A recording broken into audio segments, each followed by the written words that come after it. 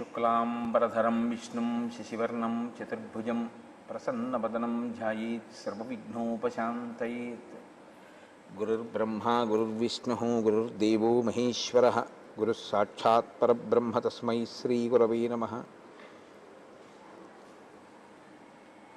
व्यासाय विष्णुरूपाय व्यासरूपाय विष्णवे नमो वै ब्रह्मनिधये वासिष्ठाय नमो नमः। कूजन्तं राम रामीति मधुरं मधुराक्षरम् आरुह्य कविताशाखां वन्दे वाल्मीकिकोकिलं। श्रुतिस्मृतिपुराणानाम् आलयं करुणालयं नमामि भगवत्पादशङ्करं लोकशङ्करं। वागर्धाविव सम्पृक्तौ वागर्धप्रतिपत्तये जगतः पितरौ वन्दे पार्वतीपरमेश्वरौ। सूक्तिं समग्रयितुन स्वयमेव लक्ष्मीः श्रीरङ्गराजमहिषी मधुरैकटाक्षैः। वैदग्ध्यवर्णकुणगुम्भनगौरवैर्यां कण्डूलकर्णकुहराः कवयोधयन्ति। हैमोर्ध्वपुण्ड्रमजहन्मकुटं सुनासं मन्दस्मितं मकरकुण्डलचारुगण्डं बिम्बाधरं बहुलदीर्घकृपाकटाक्षं श्रीवेङ्कटेशमुखमात्मनिसन्निधत्ताम्। मनोजवं मरुततुल्यवेगं जितेन्द्रियं बुद्धिमतां वरिष्ठं वातात्मजं वनरयूथमुख्यं श्रीरामदूतं शिरसा नमामि। आपदामपहर्तारं दातारं सर्वसम्पदां लोकाभिरामं श्रीरामं भूयो भूयो नमाम्यहम्। सिन्दूरारुणविग्रहां त्रिनयनां माणिक्यमौलिस्फुरत्तारानायकशेखरां स्मितमुखीम् आपीनवक्षोरुहां पाणिभ्याम् अलिपूर्णरत्नचषकं रक्तोत्पलं बिभ्रतीं सौम्यां रत्नघटस्थरक्तचरणां ध्यायेत् परेहिदम्बिकाम्। हरि ओं। परमेश्वरस्वरूपेण सभకి నమస్కారం।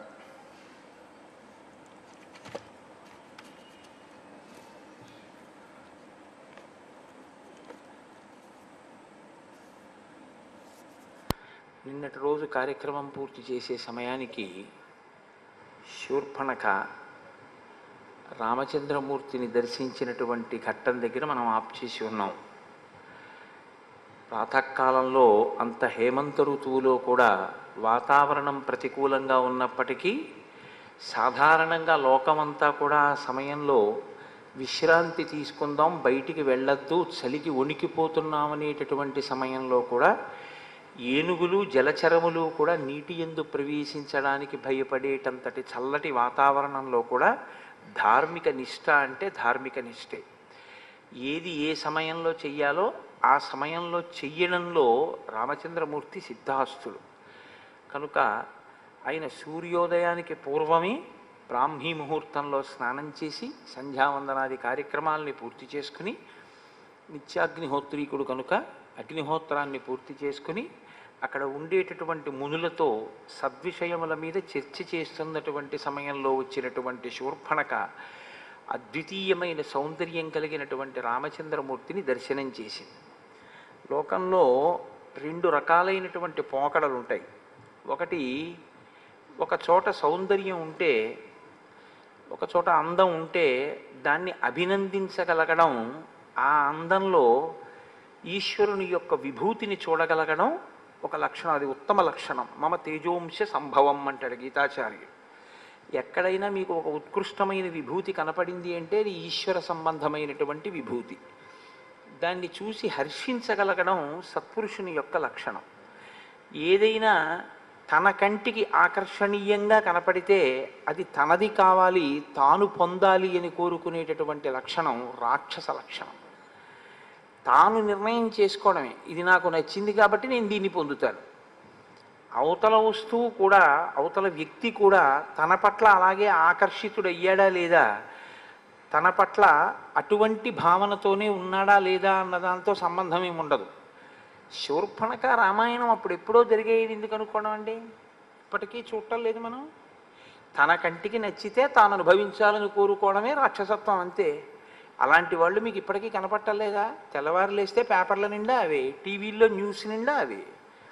కాబట్టి సింహోరస్కం మహాబాహుం పద్మపత్ర నిభేక్షణం ఆజానుబాహుదీప్తాస్యం అతీవ ప్రియదర్శనం గజ విక్రాంత గమనం జటామండలధారిణం సుకుమారం మహాసత్వం పార్థివవ్యం జనాన్వితం రామమిందీవరశ్యామం కందర్ప సదృశ ప్రభం బభూవేంద్రోపమం దృష్ట్వా రాక్షసీ కామమోహిత.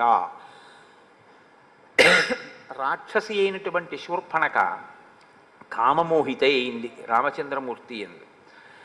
వాల్మీకి మహర్షి అంటారు, ఆమె కామమోహిత అయింది అన్న విషయం రాముడు ఇంకా పసిగట్టాడా లేదా అన్న విషయాన్ని కాసేపు పక్కన పెట్టండి.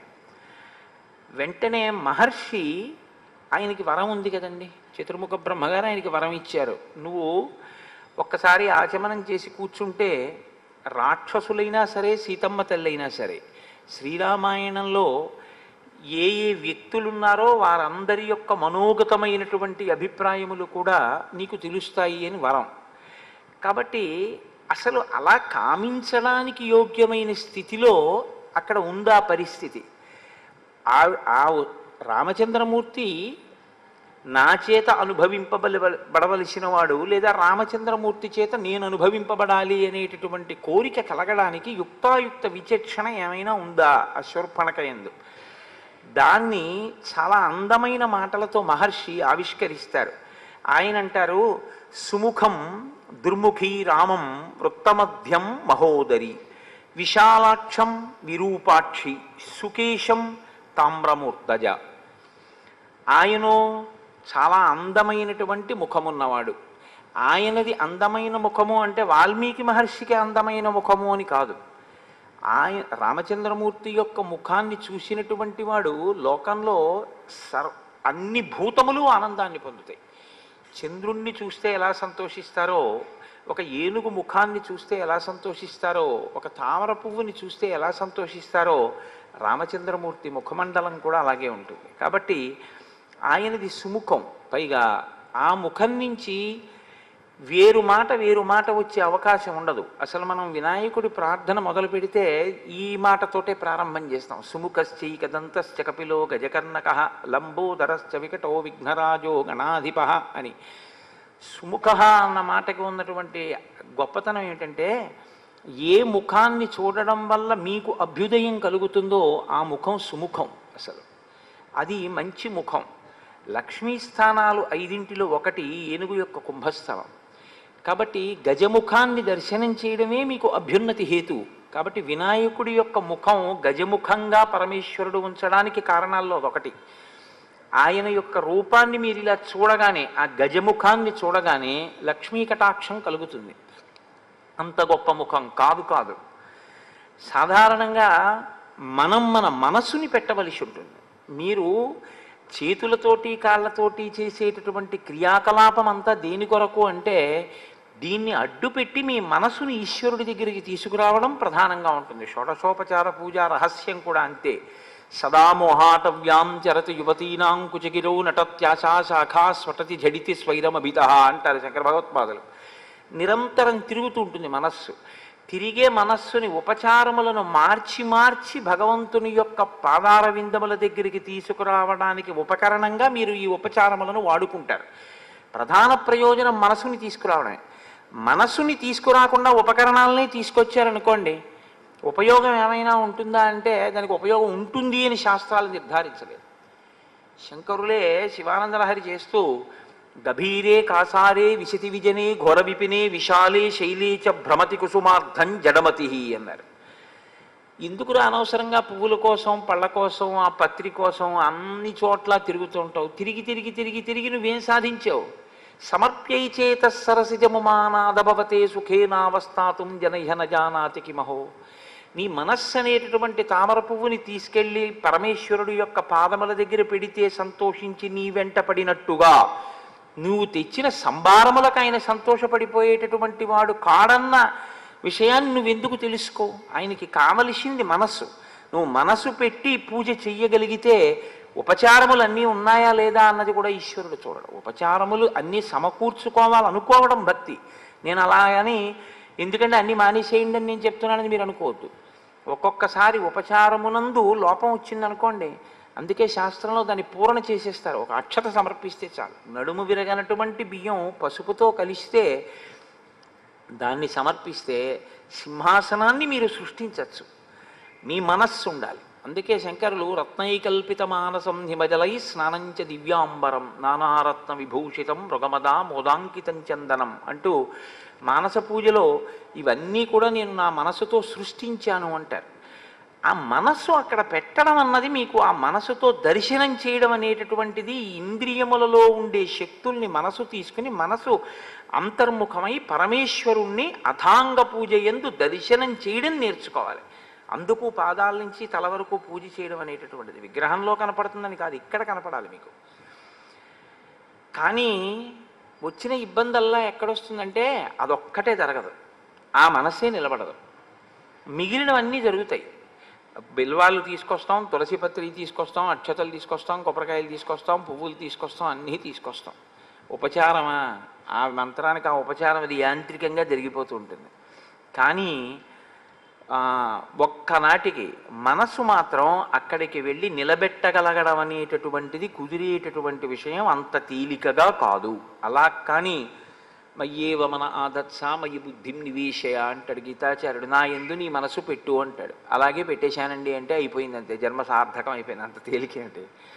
నా యందు మనసు పెట్టు అంటే అంత తేలిగ్గా పట్టుకెళ్ళి ఈశ్వరుడి దగ్గర మనస్సు పెట్టేస్తే ఇంకేమండి మనందరం కృతార్థులం అయిపోయి ఉండేవాళ్ళం.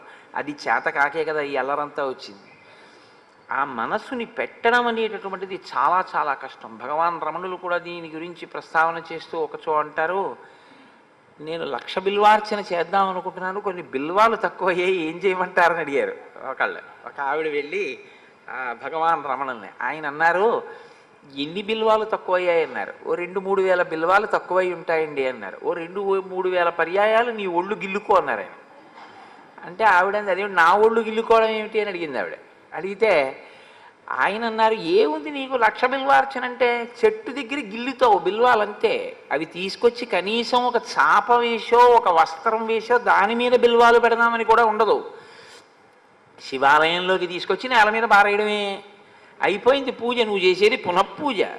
ఆయనే పృథివీ స్వరూపంతో ఉన్నాడు శర్వుడై. నేల మీద బారేసిన తర్వాత ఇంకా మళ్ళీ బిల్వం తీసుకెళ్ళి శివలింగం మీద వేయడం ఏమిటంటే మంత్రంతో పునఃపూజ చేస్తున్నావు, కానీ నువ్వు పూజ చేయట్లేదు. నీ మనసు అక్కడ పెట్టాలా ఏమన్నానా? 3 దళాలు 3 ఆకులతో ఉందో లేదో నువ్వు చూడాలా ఏమన్నానా? రొట్ట తీయ శివలింగం మీద బారయ్యా. ఆ పాటి దానికి చెట్టుని గిల్లితే ఏమిటి, నిన్ను గిల్లుకుంటే ఏమిటి? తక్కువైన బిల్వాలకి నిన్ను గిల్లేసుకో 2-3 వేల పర్యాయాలు. కానీ ఆవిడ సహృదయురాలు అర్థం చేసుకుంది. ఓ, నన్ను మనసు పెట్టమంటున్నారు మహర్షి, మనసు లేని పూజ ఇన్ని బిల్వాలతో చేస్తే మాత్రం ఏమి సుఖము అంటున్నారు అని ఆవిడ గ్రహించగలిగింది. కాబట్టి చూశారు, మనసుని పెట్టడం చాలా కష్టం. కానీ శాస్త్రంలో ఏమంటారంటే 3టి యందు మీ ప్రమేయం లేకుండా మీ మనసు తొందరగా నిలబడి ఆహ్లాదమును పొందుతారు. ఇంకా ఇంకా చూడాలని ఇంద్రియములకు నాయకత్వం వహించేటటువంటి కన్ను చెదరకుండా అక్కడే నిలబడి మనసుని రంజిల్లేటట్టు చెయ్యగలిగినటువంటి వస్తువులు లోకంలో 3 ఉన్నాయంటారు. ఒకటి సముద్రం. సముద్రం వంక మీరు ఎంతసేపు చూస్తూ కూర్చోండి మీకు సంతోషంగా ఉంటుంది. అలా సముద్రాన్ని అసుర సంధ్య వేళలో చూడడం మొదలు పెడితే చీకటి పడిపోయిన తర్వాత మీకు ఇంకా సముద్రం ఏం కనపడదు. దూరంగా సముద్రంలో ఓడలు వెళ్ళిపోతూ దీపాలు కనపడుతూ సముద్రపు ఘోష వినపడుతూ ఉంటుంది. కొద్దిగా కెరటాలు లేచి పడుతూ కనపడుతుంటాయి. ఆ పెద్ద ఆకాశం, దాని కింద సముద్రం, అదో అందంగా ఉంటుంది. సముద్రం ఎంత అందంగా మీ మనసుని చూరగొంటుందో అంటే మీ ప్రయత్నం లేకుండా మీ మనసు సముద్రం మీదకి వెళ్ళి నిలబడుతుంది. చంద్రుణ్ణి ఎంతసేపు చూడండి మనసు తొందరగా వెళ్ళి చంద్రుడి మీద నిలబడుతుంది. మహర్షి సుందరకాండలో వర్ణిస్తారు, హంసో యథా రజత పంజరస్థ సింహో యథా మందర కందరస్థ అంటూ ఆ చంద్రబింబాన్ని వర్ణిస్తారు. చంద్రబింబం మీద పసిపిల్లల దగ్గర నుంచి వృద్ధుల వరకు అందరి మనస్సు నిలబడుతుంది. పైగా నిలబడి రంజిల్లుతుంది, చాలా సంతోషిస్తారు, ప్రసన్నులవుతారు, ఆనందాన్ని పొందుతారు. అలాగే 3వది ఏనుగు ముఖం. ఏనుగు ముఖాన్ని పసిపిల్లల దగ్గర నుంచి పెద్దవాళ్ళ వరకు ఆనందిస్తారు. ఏనుగుని ఇలా చూసి అలా వెళ్ళిపోరు, అందరు అలా చూస్తారు.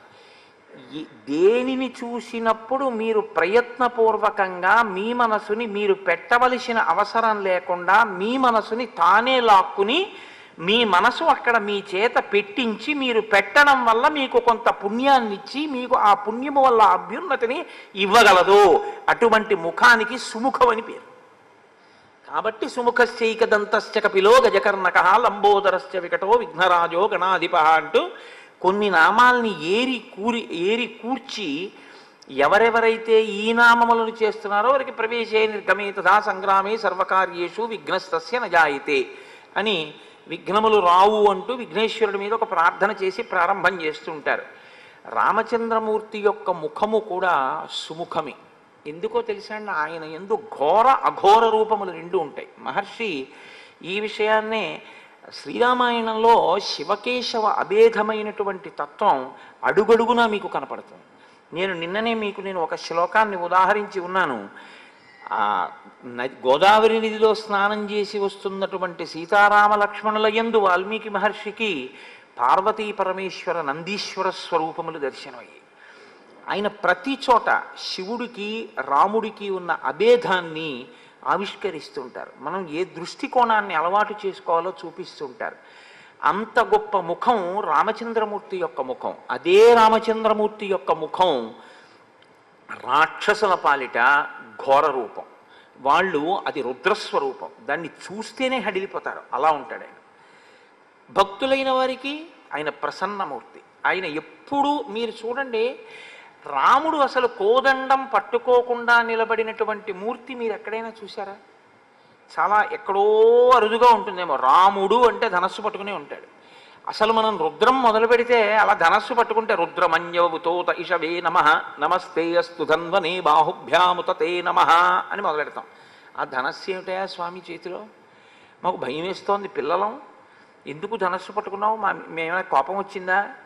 ఏమైనా తప్పుంటే క్షమించని ఉభయతర నమస్కారములు చేస్తూ ఆ చేతిలో ఉన్న ధనస్సుకి నమస్కారం చేస్తాం. అదే రామచంద్రమూర్తి అయితే చేతిలో ధనస్సు పట్టుకుని నిలబడినా సరే ఎవరికి ఏం భయం ఉండదు.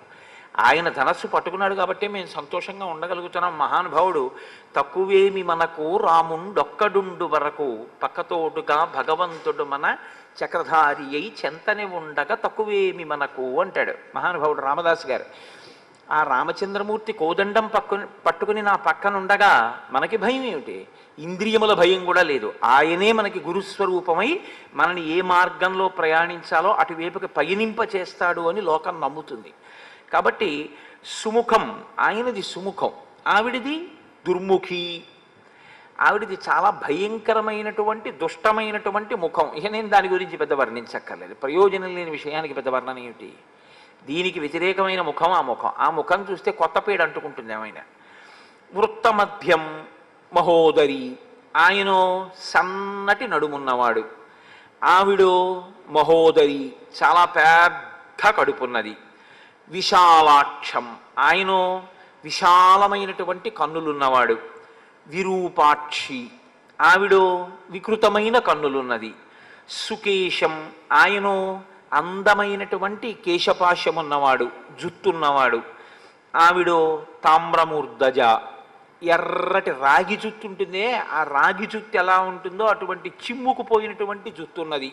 పూతనా సంహారంలో పోతన గారు వర్ణిస్తారు. ఆ నేలబడిపోయినటువంటి పూతన యొక్క జుత్తు వర్ణిస్తూ ఆ పక్షులు దూరేటటువంటి పొదలు ఎలా ఉంటాయో అలా ఉంటుంది అంటారు. కాబట్టి అటువంటి జుత్తు కలిగినది. విశాలాక్షం అంటే విశాలమైన కన్నులున్నవాడు అంటే ఆ కన్నులు పెద్దవైతే మనకేమిటి అని అనిపించవచ్చు. శంకర భగవత్పాదులు సౌందర్యలహరిలో అంటారు, దృశాద్రాఘీయస్యాదరదళిత నీలోత్పల రుచా కవీయాంసం దీనం స్నపయ కృపయా మమపి శివే అనేనాయం ధన్యో భవతి నచతే హానిరియత వనేవా హర్మ్యేవా సమకర నిపాతో హిమకర అంటారు. ఆ కన్నులతో లలితాస్వరూపానికి రామస్వరూపానికి అభేదం కదండి. రెండూ అటువంటి ముగ్ధమోహనమైనటువంటి స్వరూపాలు. ఆయన కూడా తనవారైనటువంటి వారిని, తనవారు పరాయివారు అని ఉంటారా ఈశ్వరుడికి అంటే, ఎవరు ధర్మావలంబకులో వారు ఈశ్వరుడి వారు, ఎవరు ధర్మమునందు ప్రవర్తించరో వారు కూడా ఈశ్వరునికి సంబంధించిన వారే. భారతీతీర్థస్వామి వెంకటాచల క్షేత్రానికి వచ్చినప్పుడు ఒక అనుగ్రహ భాషణం చేశారు. అనుగ్రహ భాషణం చేస్తూ ఒక పీఠాధిపతులు, ఒక జగద్గురువులు ఏ స్థాయిలో చెప్తారో చాలా ఆశ్చర్యంగా ఉంటుంది. ఆయన ఒక మాట అన్నారు, అసలు మనం పూజ చేసిన తర్వాత కోరుకోవలసింది ఏమిటి అంటే, ఎవరు ఈశ్వరుడి నుంచి బాగా దూరమై, వేదానికి దూరమై, ధర్మమునకు దూరమై పాపజీవనం గడుపుతున్నారో వారు వేదము చేత నిర్దేశింపబడిన మార్గంలోకి ఈశ్వరానుగ్రహంతో రావాలి వర్ణన చేస్తూ తన ఒంటిలోంచే పుట్టింది కదా కుష్ఠరోగం అని చెప్పి ఎవడైనా దాన్ని ముద్దు చేస్తే ఉన్న వేళ్ళు కొరుక్కు తినేస్తుంది అది. అలా మన సెగ్గెడ్డ కదా అని చెప్పి దాన్ని చక్కగా పెంచి పోషిస్తే అది ఒంట్లో ఉన్న నెత్తురు కారిపోయేటట్టు చేస్తుంది. కాబట్టి సెగ్గడ్డని డాక్టర్ గారు కోసేశారంటే ఎందుకు కోసేస్తారు? మిగిలిన శరీరాన్ని రక్షించాలి, అది ఉండకూడదు.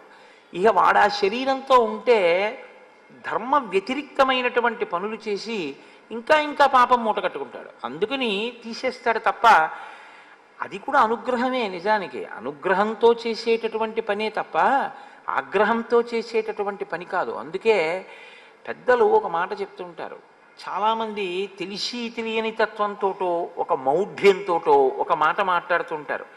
శివుడు లయకారకుడు అంటే చంపేస్తాడు, అందున ఆయన జోలికి వెళ్ళకండి అంటుంటారు. ఆయనకి పూజ ఏమిటి? ఇది రామాయణానికి వ్యాఖ్య చేసినటువంటి వాళ్ళ కొంతమందికి కూడా అలవాటు ఉంది. అలా అలా వ్యాఖ్యలు చేసిన వాళ్ళు ఉన్నారు.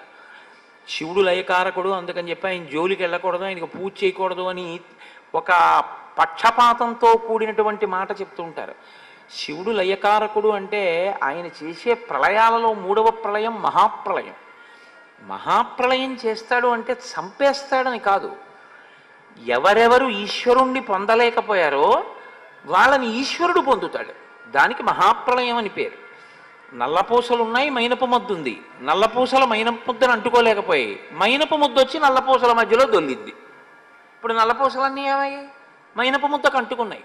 కాబట్టి ఈశ్వరుని యొక్క ఎనలేని కారుణ్యానికి ప్రతీక మహాప్రళయం. మహాప్రళయం చేసేటటువంటి శంకరుడు పరమేశ్వరుడు అపారమైనటువంటి కారుణ్యమునకు ప్రతీక. మీరు అలా చెప్పవలసి ఉంటుంది తప్ప ఆయన లయం చేసేస్తాడంటే ఆయన చంపేస్తాడని మీరు చెప్పకూడదు. నిన్ననే మీతో నేను మనవి చేశాను. ఆయన స్వల్పకాలిక లయం కూడా చేస్తాడు. నిద్రాకాలిక సౌఖ్యమునిచ్చి ఇంద్రియములకు మళ్ళీ చైతన్యాన్ని శక్తిని ఇచ్చేవాడు పరమేశ్వరుడే.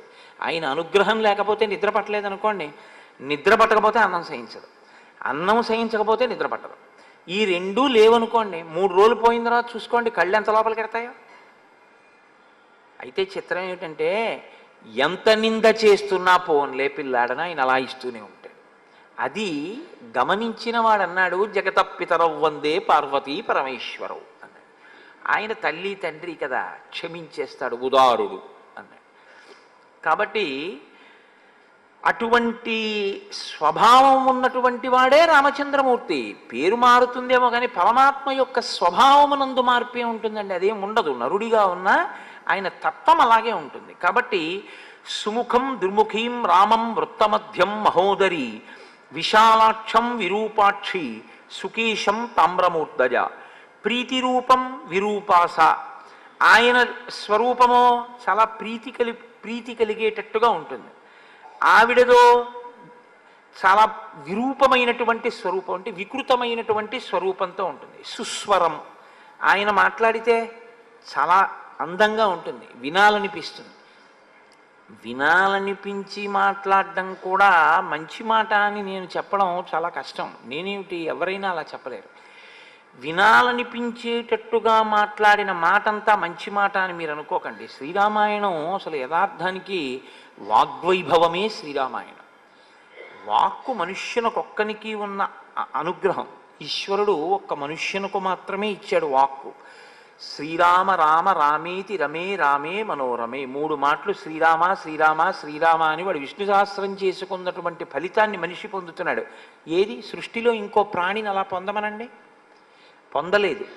భగవన్నామం చెప్పగలిగినటువంటి భాగ్యం ఉన్న ఏకైక ప్రాణి మనుష్యుడు. కానీ ఆ వాక్కు లోపల మనస్సు పొందేటటువంటి వికారములకు అనుగుణంగా మార్చుకుని ఎటువంటి కార్యాన్ని ఎటువంటి ప్రమాదాన్ని కూడా తీసుకొచ్చిన వాళ్ళు ఉన్నారు. అందుకే జిహ్వాగ్రే వర్తతే లక్ష్మీ జిహ్వాగ్రే మిత్రబాంధవాః జిహ్వాగ్రే బంధనం ప్రాప్తి జిహ్వాగ్రే మరణం ధ్రువం.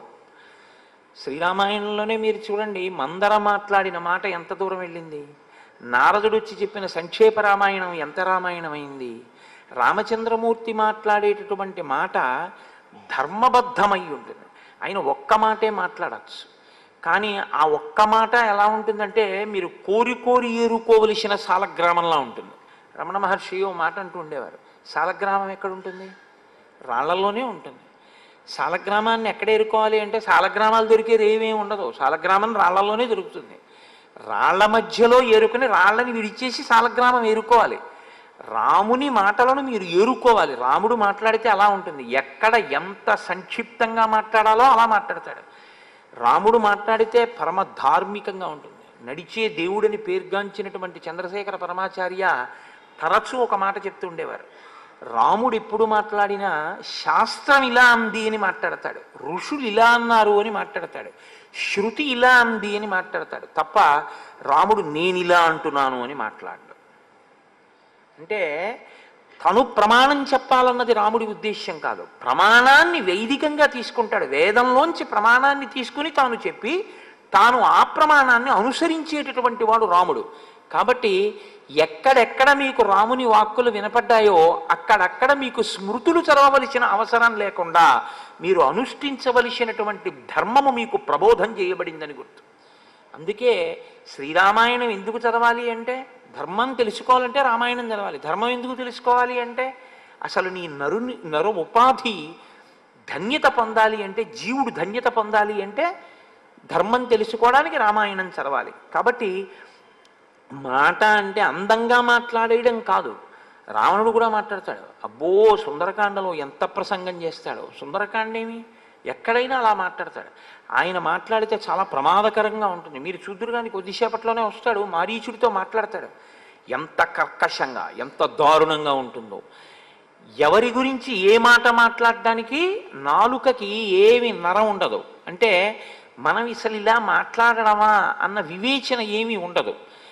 తనకి ఎలా చిత్తం వస్తే అలా మాట్లాడేస్తాడు. రాముడు అలా కాదు, బాగా ఆలోచించకుండా మాట్లాడు. ఒక్క మాట మాట్లాడాడంటే కట్టుబడిపోవడమే. ఇంకా మాట అంటే తనని తాను కట్టుకోవడం. తనని తాను కట్టుకోవడం రాముడికి వచ్చు. ఎన్ని రకాలుగానైనా దాన్ని అవసరానికి వాడుకోవడం రావణుడికి వచ్చు. వాక్కుని మేము బాగా ఉపయోగించుకున్నాం, మా సుఖాలకి దాన్ని చాలా అందంగా మాట్లాడి మేము అందరినీ వశం చేసుకున్నాం అనుకున్న వాళ్ళు వాక్కును ఈశ్వరుడిచ్చిన దాన్ని దుర్వినియోగం చేసుకుని 10 తలలున్నా ఎలా తెగిపోతాయో, వాక్కుని సద్వినియోగం చేసుకున్నవాడు ఏ స్థితిని పొందుతాడో, ఒక్క తల ఉండి నరుడిగా పుట్టి ధర్మాన్ని అనుష్ఠించి ధర్మం మాట్లాడి యుగం మారిపోయినా ఒక నరుడిగా వచ్చినవాడు ఈశ్వరుడిగా లోకం చేత పూజింపబడి ఆ పేరు చాలు తలుచుకోవడానికి. శ్రీరామ అన్న నామం కోసం వెంపర్లాడిపోతున్నాయి లోకాలు. అదే రావణాసురుడైతే 10 తలకాయలుండి ఎన్ని మాటలు మాట్లాడినా అమ్మ బాబోయ్ ఆయన మాటే అని జనం హడిలిపోయేటట్టుగా మాట్లాడాడు. మాట మాట్లాడడం గొప్ప కాదు, ఆ మాట ఎంత గొప్పదై ఉంటుంది అన్నది చాలా విశేషం. కాబట్టి మీరు ఇక్కడ చాలా బాగా రాముడు మాట్లాడతాడు అన్నదానికి ప్రసంగాలు బాగా చేస్తాడు అని మీరు ఆలోచన చేయకూడదు. ఎందుకంటే రఘువంశం రచన చేస్తూ కాళిదాసు గారు మాట అంటారు, త్యాగాయ సంహృతార్థానాం సత్యాయ మితభాషిణాం అంటారు రఘువు గురించి. రఘుమహారాజు గారు తక్కువ మాట్లాడతారు. ఎందుకు తక్కువ మాట్లాడడం? ఆయనకేం మాట్లాడడం చేతగా కాదు, అనవసరంగా మాట్లాడేస్తే గబుక్కుని ఎక్కడైనా ఒక అసత్యం వచ్చేస్తుందేమో. అంటే తను నిలబెట్టుకోలేని మాట ఏదైనా నోటి వెంట వచ్చేస్తుందేమో, అప్పుడు నిలబెట్టుకోలేకపోతే అసత్యం అవుతుందేమో. కాబట్టి అన్ని మాటలొద్దు, ఆలోచించి మాట్లాడదామని ఆయన మాట్లాడితే సత్యాయ మితభాషిణాం, చాలా తక్కువగా మాట్లాడేవాడు. అందుకే రఘు అంత గొప్పవాడయ్యాడు అని కాళిదాస్ గారు అంటారు. రామచంద్రమూర్తి కూడా మాట్లాడితే అంత అందమైనటువంటి మాట మాట్లాడేవారు. మాట అలా ఉంటుంది, ఆయన కంఠము అలాగే ఉంటుంది. ఆ కంఠము కూడా అంత అందంగా, బా ఎంత చక్కగా ఉంది ఆ కంఠం అనేటట్టుగా ఉంటుంది. అటువంటి కంఠం కూడా ఈశ్వర దత్తం. కంఠం బాగుంటే రంజకత్వంతో మాట్లాడడం తేలిక. కంఠం బాగుండకపోతే తనకి 10 విషయాలు తెలుసున్నా 10 మందికి చెప్పడంలో కొంత వైక్లభ్యం వస్తుంది.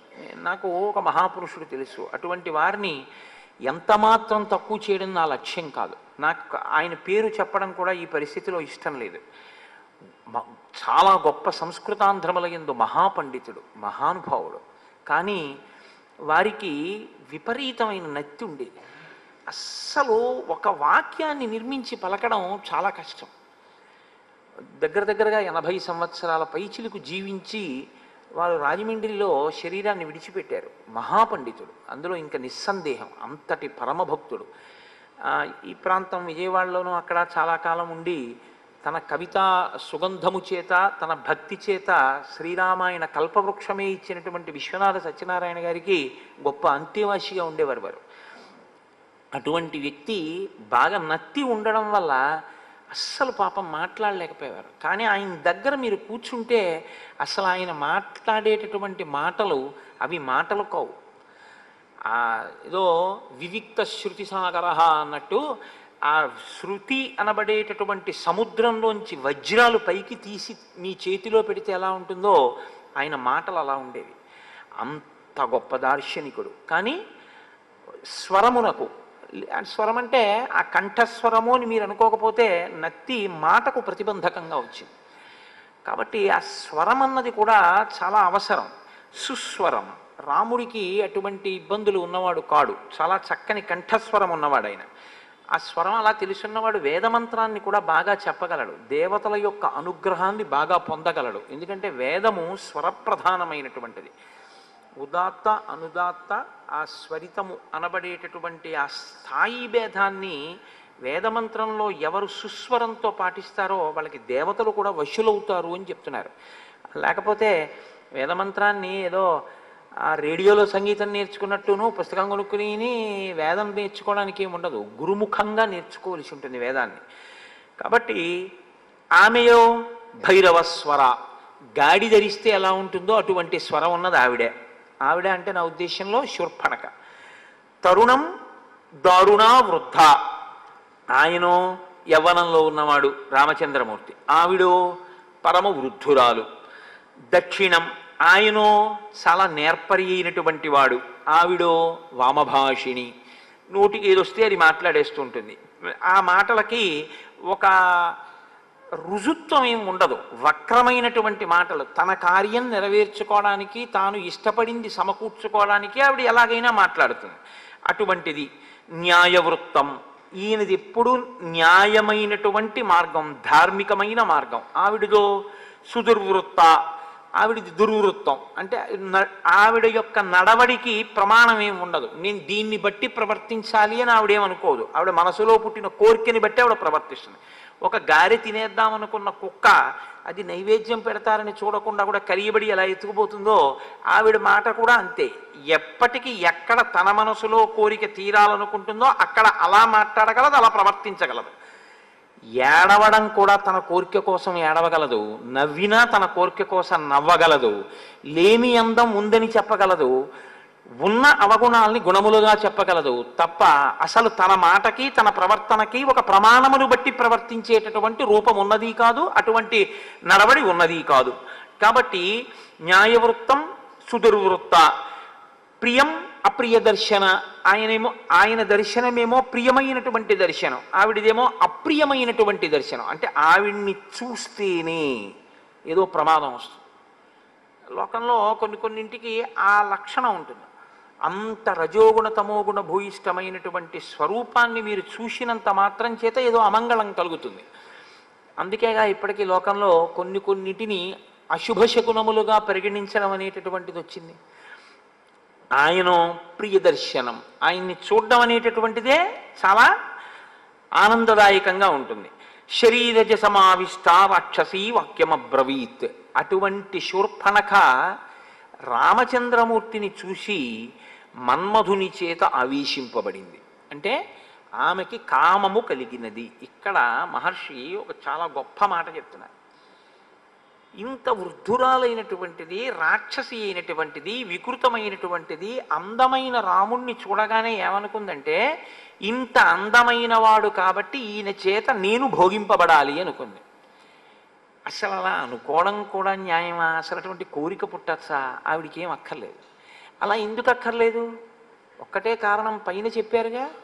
పైన చెప్పిన లక్షణాలన్నీ ఉన్నటువంటి ఆవిడికి అటువంటి ఆలోచన ఎందుకు వస్తుంది? కాబట్టి ఇప్పుడు ఎంత ప్రమాదకరమైన వ్యక్తి వచ్చిందంటే, ఒక 1000 శతఘ్నులు తీసుకొచ్చి అక్కడ పెడితే రామచంద్రమూర్తి ఒక్క అస్త్రంతో కొట్టేస్తారు, పర్వాలేదు. 1,00,000 మంది యోధులు వస్తే రామచంద్రమూర్తి కొట్టేస్తారు, పర్వాలేదు.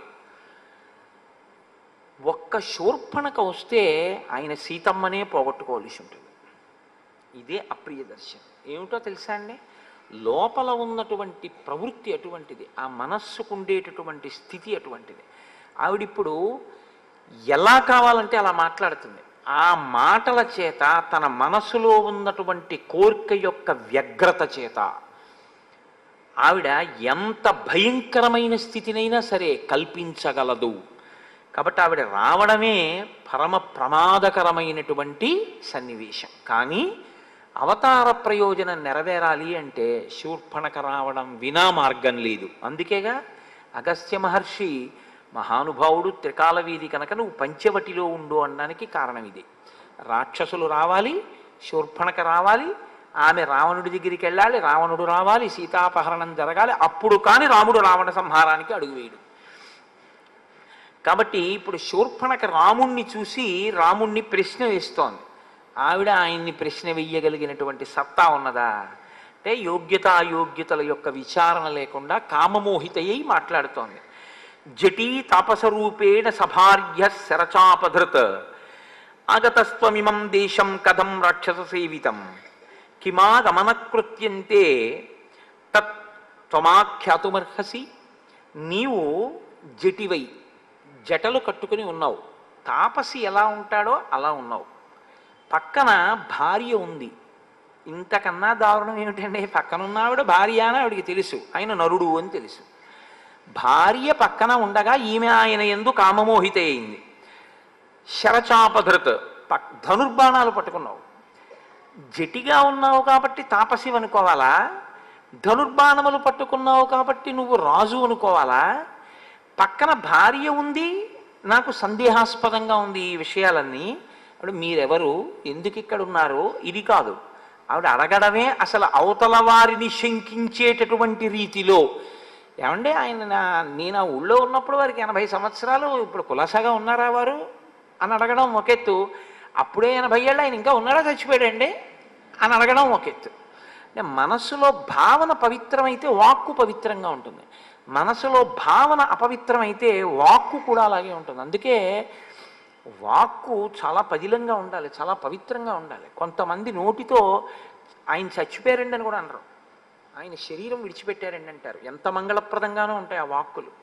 అసలు ఆ నోటి వెంట మీరు చాలా పరుషమైనటువంటి మాట విందాము అంటే మీకు వినడం కుదరదు. ఎందుకంటే ఆయన నోటి వెంట రాదు ఆ వాక్కు. ఆయన ఎంత పరుషమైన సందర్భాన్ని కూడా అంత సరళంగా, అంత పవిత్రంగా, అంత మంగళప్రదంగా, అంత అందంగా మాట్లాడగలడు.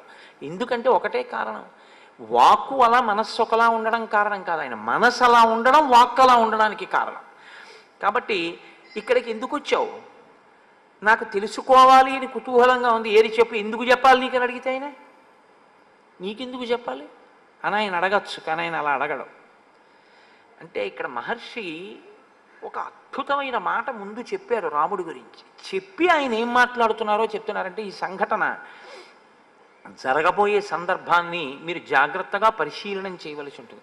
మీరు ఎప్పుడు రామాయణాన్ని పరిశీలనం చేసినా నేను మీతో మనవి చేసేది ఏమిటంటే, చిలవలు పలవలు చేసిన వ్యాఖ్యానాలుగా చూడొద్దు. ఓ దాంట్లోంచి ఇంకా విపరీతమైనటువంటి అర్థాలన్నింటినీ తీసుకొచ్చేసే ప్రయత్నం చెయ్యొద్దు. అందుకోసం రామాయణం వచ్చిందని నేను నమ్మను. రామాయణం మిమ్మల్ని మీరు ఒక ఉత్తమమైనటువంటి మనుష్యుడిగా చక్కదిద్దుకోవడానికి వీలైన రీతిలో రామాయణంలో ఉండేటటువంటి వ్యక్తులను, వ్యక్తిత్వములను మీరు పరిశీలనం చేసే ప్రయత్నం చేయండి. రామావతార ప్రయోజనం కూడా అంతే. అందుకే దశవర్ష సహస్రాణి దశవర్ష శతానిచ, 11,000 ఏళ్ళు నేను ఉంటాను అనడానికి కారణం ఒక మనిషి ఎలా బ్రతకాలో నేర్పడం కోసం. మీరు రామాయణాన్ని అలాగే చూడవలసి ఉంటుందంటే. కాబట్టి అనృతం నహి రామస్య కదాచిదపి సమ్మతం విశేషేణాశ్రమస్తస్య సమీపే స్త్రీజనస్య చ. ఎంత చమత్కారమో చూడండి ఆ శ్లోకం. అనృతం నహి రామస్య కదాచిదపి సమ్మతం. రాముడు ఎన్నడూ అనృతము అంటే అసత్యమును మాట్లాడడానికి ఇష్టపడేటటువంటి వాడు కాడు. ఆయన ఇప్పుడు అసత్యం మాట్లాడరు, ఆయన సత్యమే మాట్లాడతారు. సత్యమే మాట్లాడాలి అంటే మీరు చారిత్రమునకు ప్రాధాన్యం ఇచ్చిన వారై ఉండాలి. మీ గురించి మీరు చెప్పుకోవడానికి మీరు భయపడని రీతిలో ఉంటే మీరు అసత్యం చెప్పవలసిన అవసరం ముందు రాదు. ఒకటి రెండు, మీరు పశ్చాత్తాపానికి లోనయ్యి ఉంటే అసలు మీ గురించి పూర్వం ఏదైనా చెడు ఉంటే చెప్పుకోవడానికి మీరు భయపడరు. రెండు, ఈ రెండూ లేవనుకోండి ఇంకా మీలో ఏదో రావలసిన మార్పు ఉంది అని గుర్తు. మీరు అలా ఆలోచించండి ఒకసారి. నేను గతంలో చెడ్డవాడిని అండి, అంటే చెడ్డవాడిని అంటే ఓ ఉదాహరణకి చెప్తున్నాను. ఏదో నేను 10 సంవత్సరాల క్రితం ఏవో తప్పులు చేసి ఉన్నవాడిని అనుకోండి. 11వ సంవత్సరంలో నాకు ఎవరో ఒక పెద్ద ఆయన కనపడ్డాడు అనుకోండి. ఆయనతో మాట్లాడేటప్పుడు ఏం చేస్తుండేవారు మీరు అని ఏమైనా అడిగారు అనుకోండి.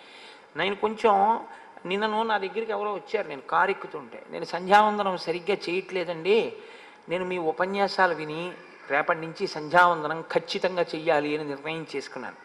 కుర్రాడు అతను, యువకుడు. నేను ఇక వేళ తప్పకుండా ప్రతిరోజు సంధ్యావందనం చేసి గాయత్రి చేసుకుంటాను అని చెప్పాడు. నేనన్నా నాకు ఇంతకన్నా ప్రీతికరమైన విషయం ఇంకోటి లేదు, చాలా సంతోషం. అతను మార్పు తెచ్చుకోవాలని ప్రయత్నం చేశాడు. మీరు అంతే చూడండి, అంతే. మీరు ఒకటి ఆలోచించండి, అసలు లోకంలో పాపము చెయ్యడం అనేటటువంటిది లేకపోతే ఈశ్వరుడు గురువు అక్కర్లేదు. మీరు ఒకసారి ఆలోచించండి జాగ్రత్తగా. తప్పు చెయ్యకుండా ప్రతివాడు ఉంటే గురువుగారు ఈశ్వరుడు అక్కర్లేదు. అది చేసే అలవాటు ఉంది కాబట్టే ఇంద్రియాల్ని మనసుని లొంగ తీసుకోలేకపోయాడు కాబట్టే గురువుగారు ఈశ్వరుడు కావలసి వచ్చారు. కాబట్టి గురువు ఆ కోణంలో కూర్చోవాలి. ఎప్పుడు కూర్చున్నాడు చిచి చిచి చిచి చిచి నీలాంటి వాడు నా దగ్గరికి వస్తే ఎలాగ అనకూడదు, నువ్వు మార్చుకో అని చెప్పాలి. ఈశ్వరుడు ఎవరి కోసం అండి? పడిపోయిన వాడిని పైకెత్తడానికే ముందుంటాడు. కానీ ఒక్కటి, మీరు పశ్చాత్తాపడితే, మీరు అరేరే నేను చేసినది తప్పే, నేను ఇలా ఎందుకు చేసి ఉన్నాను, నేను ఇలా చేయకూడదు అనుకున్న క్షణంలో మీరు కింద పడతారు. నేను మొన్న మీతో చెప్పింది అదే. నేల మీద పడడం అంటే ఇంకంతకన్నా పడ్డానికి ఏం లేదు, ఇంకంతకన్నా కింద పడ్డానికి. అంత పడ్డవాణ్ణని చెప్పడానికి పడిపోతే పైకి ఎత్తుతారా వదిలేస్తారా? ఆయన వంగుతాడు. ఇప్పుడు గురువుగారు వంగి ఆయుష్మాన్ భవ శివో రక్షతు, లేవండి లేవండి అంటాడు. మిమ్మల్ని శివుడు రక్షిస్తాడు. మీ పశ్చాత్తాపానికి మీరు రక్షింపబడతారు. ఇది చెప్పడానికి గురువుగారు ఉన్నారు. గురువుగారు కూడా మీ తప్పులే చూడ్డానికి కూర్చుంటే ఆయన గురువు కాడు, మీకు బరువు. ఆయన గురువు కాలేడు. మీ తప్పులను చూసి మీరు ఇంకా అలా తప్పులతోనే ఉంటారు, మీరు ఆదరించాలంటే గురువుగారిని ఆ తప్పు పట్టకూడదు. అప్పుడు మీరు పశ్చాత్తాపం పొందితే గురువుగారు మిమ్మల్ని పైకెత్తడానికే సిద్ధంగా ఉంటారు. ఎందుకో తెలుసా అండి? మీలో వచ్చిన మార్పు గురువుగారికి సంతోషహేతు, మీలో వచ్చిన మార్పు ఈశ్వరునకు సంతోషహేతు తప్ప అది లేకపోతే మీరు ఒకటి గుర్తుపెట్టుకోండి, ఈశ్వరుడికి నమ శివాభ్యాం అశుభాపహాభ్యాం అని అనవలసినటువంటి అవసరం లేదు. ఆయన ఇంకా ఎప్పుడూ కర్మాకర్మ ఫలప్రదాతగా అలా ఏదో జడ్జి గారిలా కూర్చుని తప్పు చేసావు శిక్షేస్తాను, పుణ్యం చేసావు ఫలితం ఇస్తాను అనడం తప్ప అసలు ఆయనకి క్షమించడం అన్న ఉదారగుణం లేదనుకోండి. అప్పుడు ఇంకా ఈశ్వరుడు ఏం చేస్తాడండి? మీరు చేసిందని మీరు ఫలితం పొందితే ఈశ్వరుడి కన్నా కర్మ గొప్పదై కూర్చుంటుంది.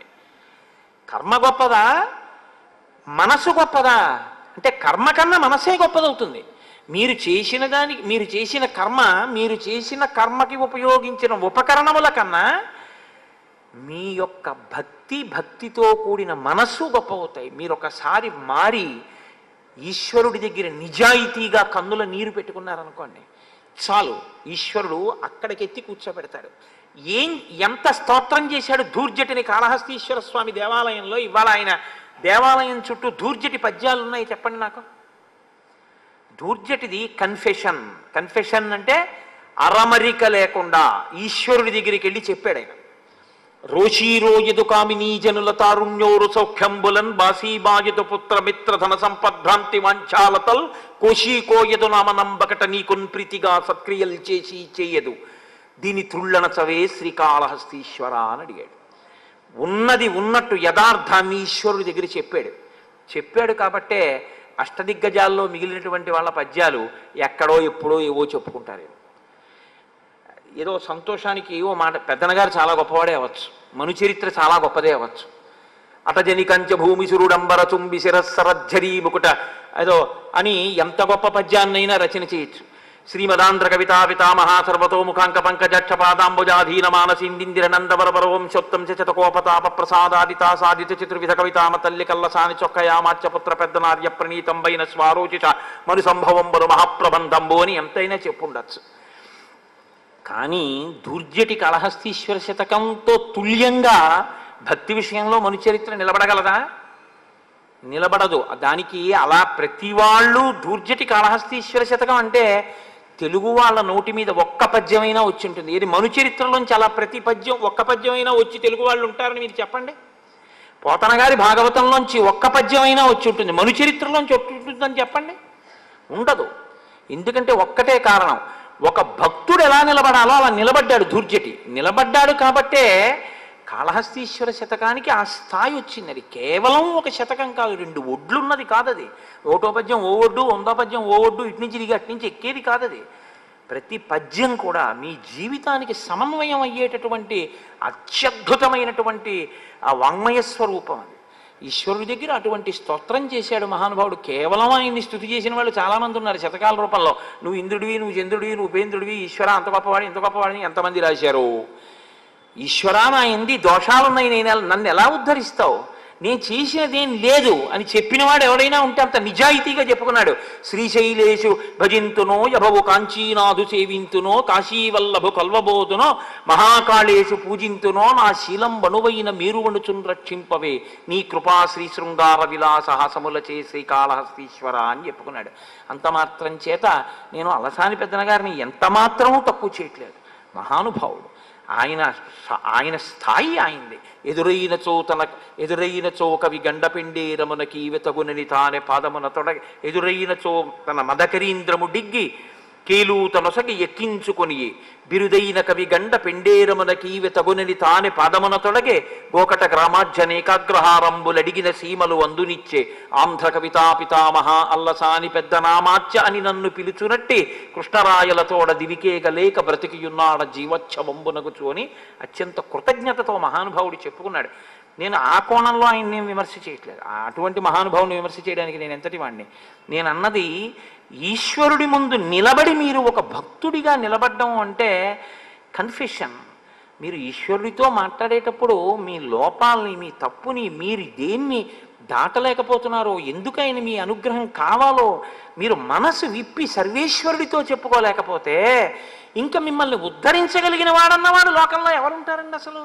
పదార్థం అక్కడుంది, ఉపయోగించుకోనప్పుడు మీకు ఎలాగ ఈశ్వరుడి యొక్క అనుగ్రహం కలుగుతుంది? అమ్మ అన్నం అంటే వండగలదేమో కానీ మీరు తినకపోతే ఆకలి ఎలా తీరుతుంది? ఈశ్వరుడు ఎదురుగుండా వచ్చి నిలబడగలడేమో కానీ మీరు ఆయన్ని నా దగ్గర ఈ దోషం ఉంది ఈశ్వరా దీన్ని తీసేయని మీరు అడగకపోతే ఆయన ఎలా తీయగలడు మీకు? కాబట్టి అది మీరు గమనించవలసి ఉంటుంది. అది భక్తికి సంబంధించినటువంటి ఒక గొప్ప విశేషం. ఆ పశ్చాత్తాపం చాలా గొప్పది. ఆ పశ్చాత్తాపం అనేటటువంటిది ఉన్నా వాడు తన తప్పు చెప్పుకోవడానికి భయపడడు. ఒకప్పుడండి ఎంత నేరం చేశాననుకుంటున్నారు? లేరనుకుంటున్నారా మీరు? ఆధ్యాత్మిక సామ్రాజ్యంలో సామ్రాట్టులై కూర్చున్నటువంటి వాళ్ళు ఒక్కొక్కప్పుడు పెద్ద పెద్ద విప్లవకారులై ప్రభుత్వాల మీద తిరగబడిన వాళ్ళు ఉన్నారు. అరబిందో లేరా? అరబిందో ఒకప్పుడు చాలా కాలం కారాగారంలో మగ్గిపోయినటువంటి మనిషి. అరబిందో జీవిత చరిత్ర చదివితే మీరు ఆశ్చర్యపోతారు. అటువంటి వ్యక్తి ఎటువంటి స్థాయికి చేరుకున్నారు? ఆయన ఏం దాచుకోలేదే. అది గతం, అలా అదొక జీవితం. ద్విజహ, ఇదొక పుట్టుక. పశ్చాత్తాపం కలిగితే నీ గతంలో చెడు చెప్పడానికి భయపడవు. నీ చారిత్రం మంచిదైతే అసలు నీ గురించి చెప్పుకోవలసిన అవసరం నీకుండదు. నేను ఎంతటి వాడినంటే చెప్పుకోవడానికి అంటావు. ఈ రెండూ లేకపోతే ఇంకా నీలో రావలసిన మార్పు ఏదో ఉందని గుర్తు. రామచంద్రమూర్తి అనృతం నహి రామస్య. ఆయన ఎప్పుడూ అబద్ధం చెప్పుకోవలసిన అవసరం ఆయనకి లేదు, అసలు ఆయనకి అలవాటు లేదు. ఆయన ఎప్పుడు అబద్ధం మాట్లాడరు. కదాచిదపి సమ్మతం విశేషేణ ఆశ్రమస్తస్య. ప్రత్యేకించి ఆశ్రమముల యందు ఆయన అస్సలు అబద్ధం ఆడరు. అంటే ఏమిటండి ఆశ్రమముల యందు అబద్ధం ఆడరు అంటే? మరి ఎప్పుడైనా అంటారేమో అన్నట్టుగా ఉంది కదా దాని అర్థం అని అనుమానం రావచ్చు. విశేషేణాశ్రమస్తస్య అంటే ఆశ్రమంలో తాను ఉండి మాట్లాడుతున్నప్పుడు కించిత్ ఎక్కడైనా ఒక చిన్న అసత్యం లాంటి దాన్ని చెప్పి ధర్మాన్ని నిలబెట్టవలసినటువంటి అవసరాన్ని కూడా తన భుజాల మీదకి ఎత్తుకోడు ఆయన. ఎందుకంటే అందులో ఉన్న వాళ్ళకి ధర్మం తెలుసు, తన కొత్తగా భుజాలకు ఎత్తుకోవలసింది లేదని గ్రహించి ఉంటాడు అని గుర్తు. ఒక ఉదాహరణ చెప్పాలంటే, సుమంత్రుడు అరణ్యవాసానికి రథం మీద తీసుకెళ్ళిపోతున్నప్పుడు దశరథుడు ఆపమంటున్నాడు, నువ్వు తోలమంటున్నావు. రేపు దశరథుడు తిరిగి వచ్చిన తర్వాత రథం ఆపలేదు ఎందుకు అని అడిగితే ఏం చెప్పను అంటే, రథచక్రముల సవ్వడిలో ఆపమని నువ్వు అన్న ధ్వని నాకు వినపడలేదని చెప్పేయి అన్నాడు. మరి అబద్ధం చెప్పడం ఒకటి, అబద్ధం చెప్పించడం ఒకటి కదా. అంటే తండ్రిని సత్యమునందు నిలబెట్టాలి అంటే తాను తప్పదని చెప్పి వెళ్ళిపోవాలి. ఒక పెద్ద సత్యం కోసం ఒక చిన్న అసత్యం దోషభూయిష్టమేం కాదు. ఒక్కొక్కసారి అలా దేవి భాగవతంలో దీని గురించి ఒక వృత్తాంతం ఉంది. ఏదో ఒక ఆయన పోని దేవి భాగవతం ఇప్పుడు మళ్ళీ అదంతా ఆఖ్యానాల జోలికి ఎందుకు కానండి, ఓ తేలిక ఉదాహరణ చెప్పాలంటే, ఓ అరుగు మీద ఓ బ్రాహ్మడు కూర్చున్నాడు అనుకోండి, ఇటు అరుగుంది ఇటు అరుగుంది, ఆవు పరిగెడుతోంది, ఆవు వెనకాతల కషాయివాడు పరిగెడుతున్నాడు. ఆవు పరిగెత్తింది, కషాయివాడిని అంత దూరంలో చూశాడు. ఆయన అరుగు దిగి అరుగుకి కూర్చున్నాడు. కషాయివాడు వచ్చి ఆవు ఇటు పరిగెత్తిందా అన్నాడు. ఏమో నేను ఈ అరుగు మీద కూర్చున్నాకేం వెళ్ళలేదే అన్నాడు. ఆ అరుగు మీద ఉండగా వెళ్ళింది కానీ ఈ అరుగు మీద ఉండగా వెళ్ళలేదుగా. మీకు తెలిసి ఆపాటి అబద్ధంతోనైనా మీరు ఒక ప్రాణిని రక్షించగలిగితే అప్పుడు మీది అబద్ధం కిందకి రాదు, అది ధర్మాన్ని రక్షించడం కిందే వస్తుంది. అలా మీరు అన్వయం చేసేసుకున్న అబద్ధాలు మాత్రం ఆడకూడదు. అది నిజంగా అంత ధార్మికమై ఉండాలి. ఒక పెద్ద ధర్మాన్ని నిలబెట్టడానికి ఒక చిన్న అబద్ధం ఆడడం ధర్మాన్ని రక్షించడమే అవుతుంది తప్ప అధర్మం కిందకి రాదు. కానీ అలా చిన్న చిన్న అబద్ధం ఏదైనా చెప్పి ధర్మాన్ని రక్షించవలసినటువంటి బాధ్యతని కూడా నెత్తికెత్తుకోడు ఆశ్రమంలో ఉంటే. ఎందుకంటే అక్కడ నాకు అవసరం లేదు, అక్కడ ఉండే వాళ్ళందరూ ధర్మావలంబకులే, నాకెందుకు ఆ మాట. కాబట్టి విశేషేణ ఆశ్రమస్తస్య సమీపే స్త్రీజనస్య చ. ఇది పురుషుడి యందు ఒక బలహీనత. ఆడది కనబడితే ఉన్నదో లేదో, అబద్ధమో నిజమో, ఏదో ఓ మాట మాట్లాడేసి అవతల వాళ్ళు అబ్బోయి ఈయనంత గొప్పవాడా అనుకోవాలనుకుని ఓ మాట మాట్లాడేస్తే వాళ్ళంత వెర్రి వాళ్ళు నమ్మేస్తారని అనుకుంటూ ఉంటారు.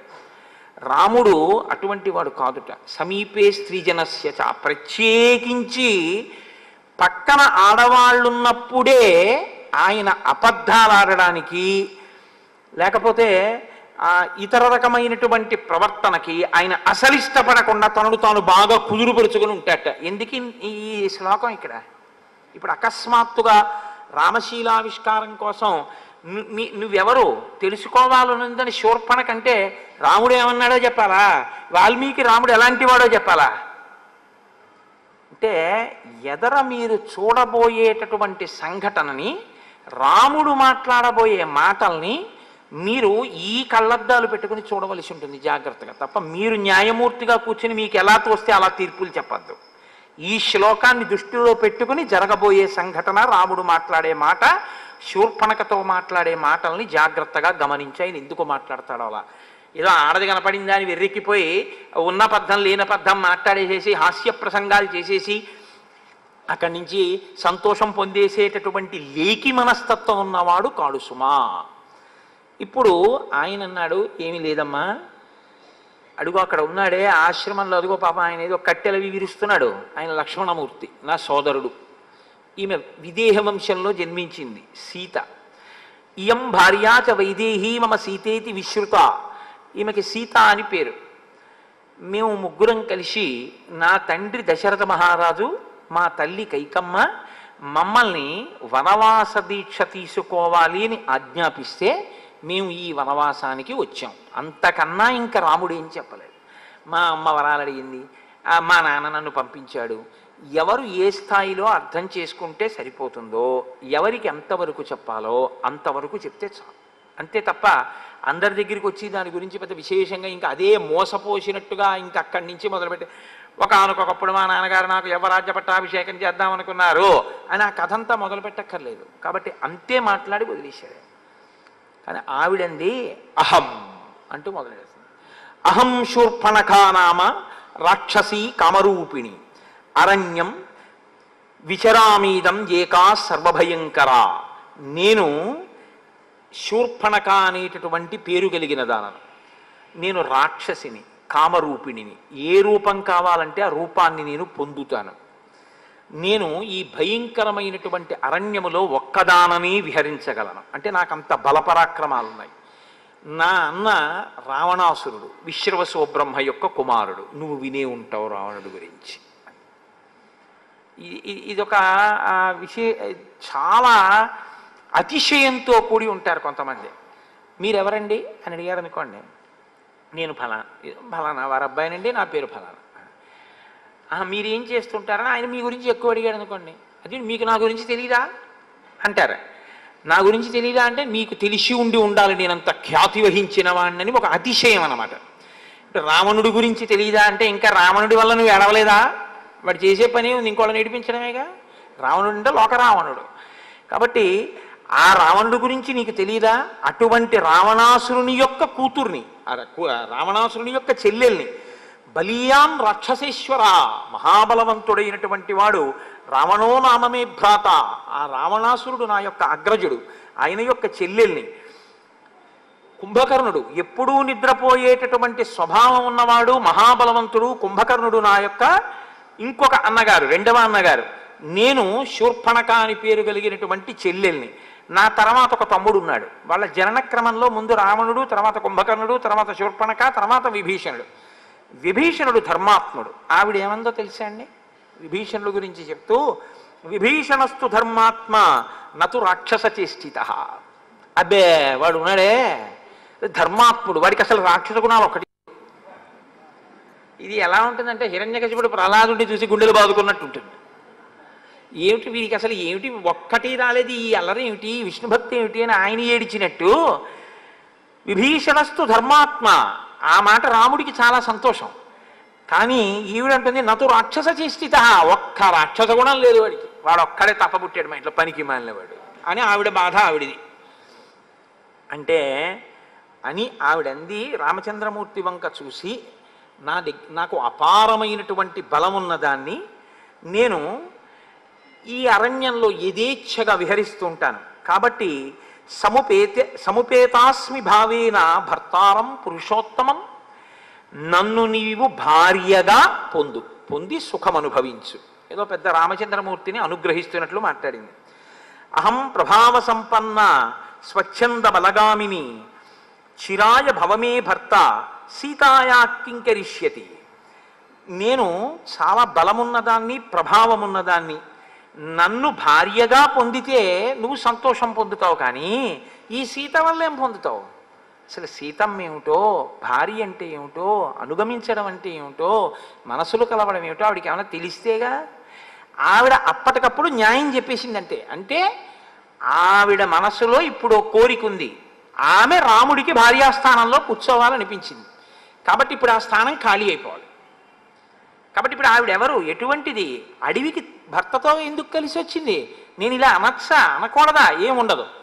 ఇది ఈ పోకడ మీకు బాగా కనపడుతూ ఉంటుంది. చూడండి లోకంలో ఎంత ఇష్టం వచ్చినట్లు మాట్లాడేస్తారంటే, చాలా పరుషమైన వాక్కు ఒకటి వినపడుతుంటుంది లోకంలో. ఒక పిల్లకి పెళ్ళి అయిపోయింది అనుకోండి, ఒక పిల్లాడికి పెళ్ళి అయిపోయింది అనుకోండి, ఒక మాట నోటి వెంట రాకూడదు, అసలు నీ చేసుకుందాం అనుకున్నాను ఆయన్ని, అది ఆ మాట ఎందుకు ఇంక ఇప్పుడు ఇంకా ఆ మాట అనకూడదు.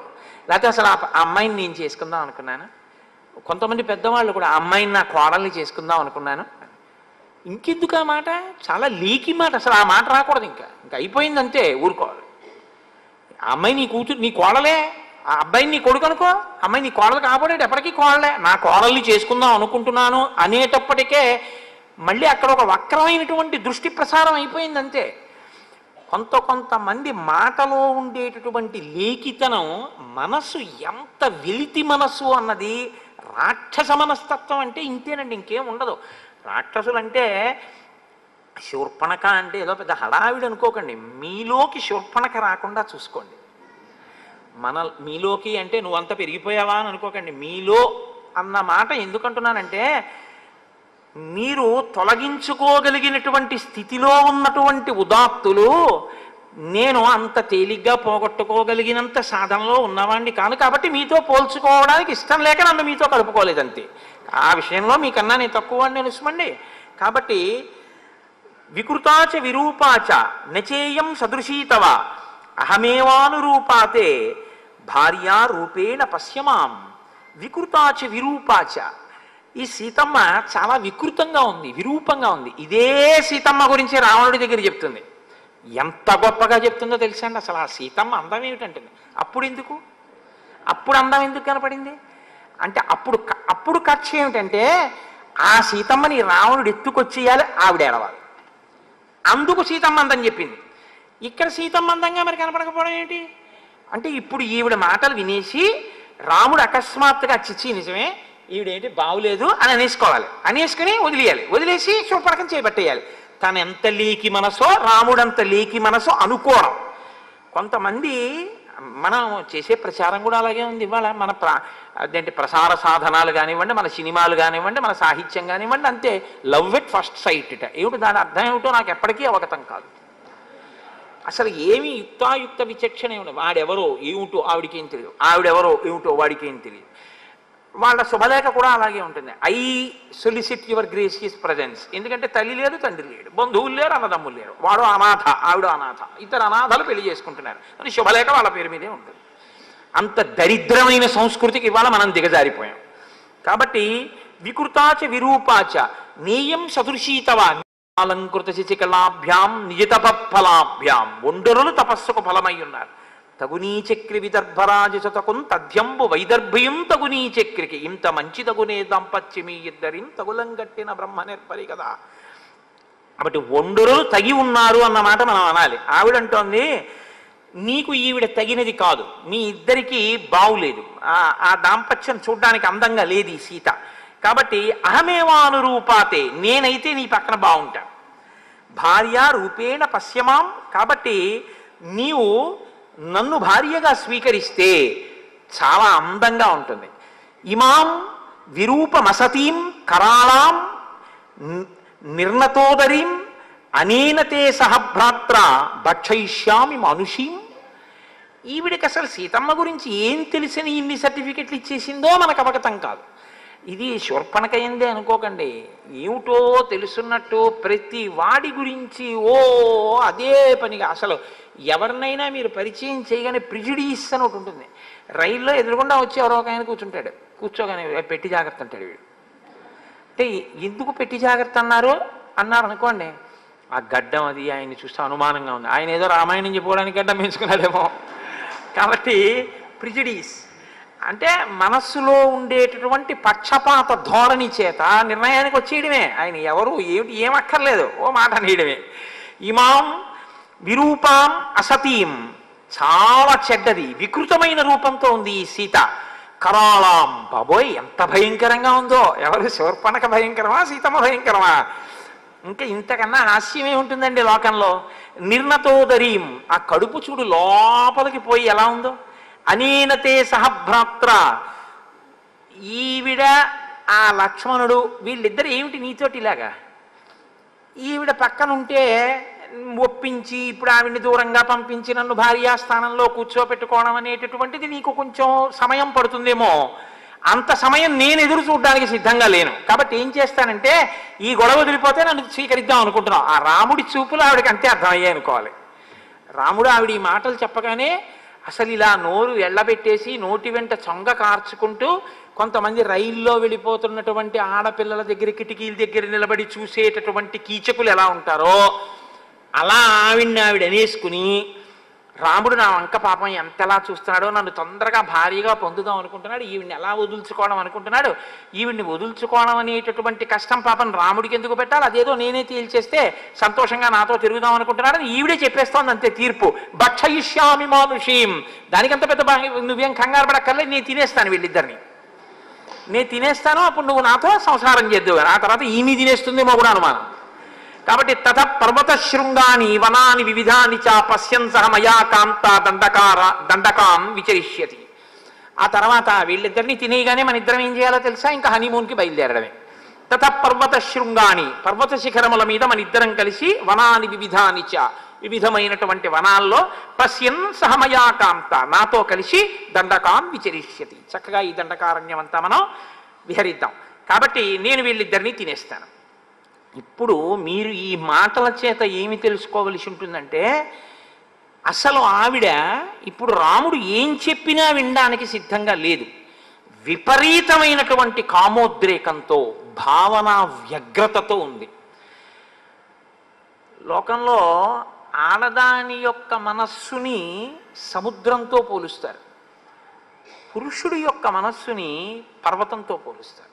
ఎందుకంటే క్రూర మృగాలు కానివ్వండి, ఎలకలు కానివ్వండి, పాములు కానివ్వండి, ఎన్ని అందులో చేరినా స్థిరంగా ఆయన నిలబడవలసి ఉంటుంది.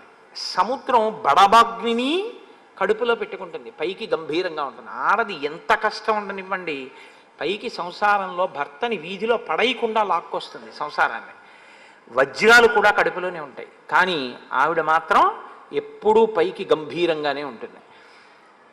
అలా ఇప్పుడు ఈ ఆడదానితో చెయ్యి నోర్మోయ్ ఏమిటి మాట్లాడినాడు అనుకోండి, ఇంత భావన వ్యగ్రత ఎటువైపుకు వెడుతుందో, వెళ్ళి ఇది ఏ స్థితిని తీసుకొస్తుందో. ఒక ఆడదానితో అంత పరుషంగా మాట్లాడడం ఎందుకు? మహర్షి చెప్తున్నారుగా, సమీపే స్త్రీజనస్యచ.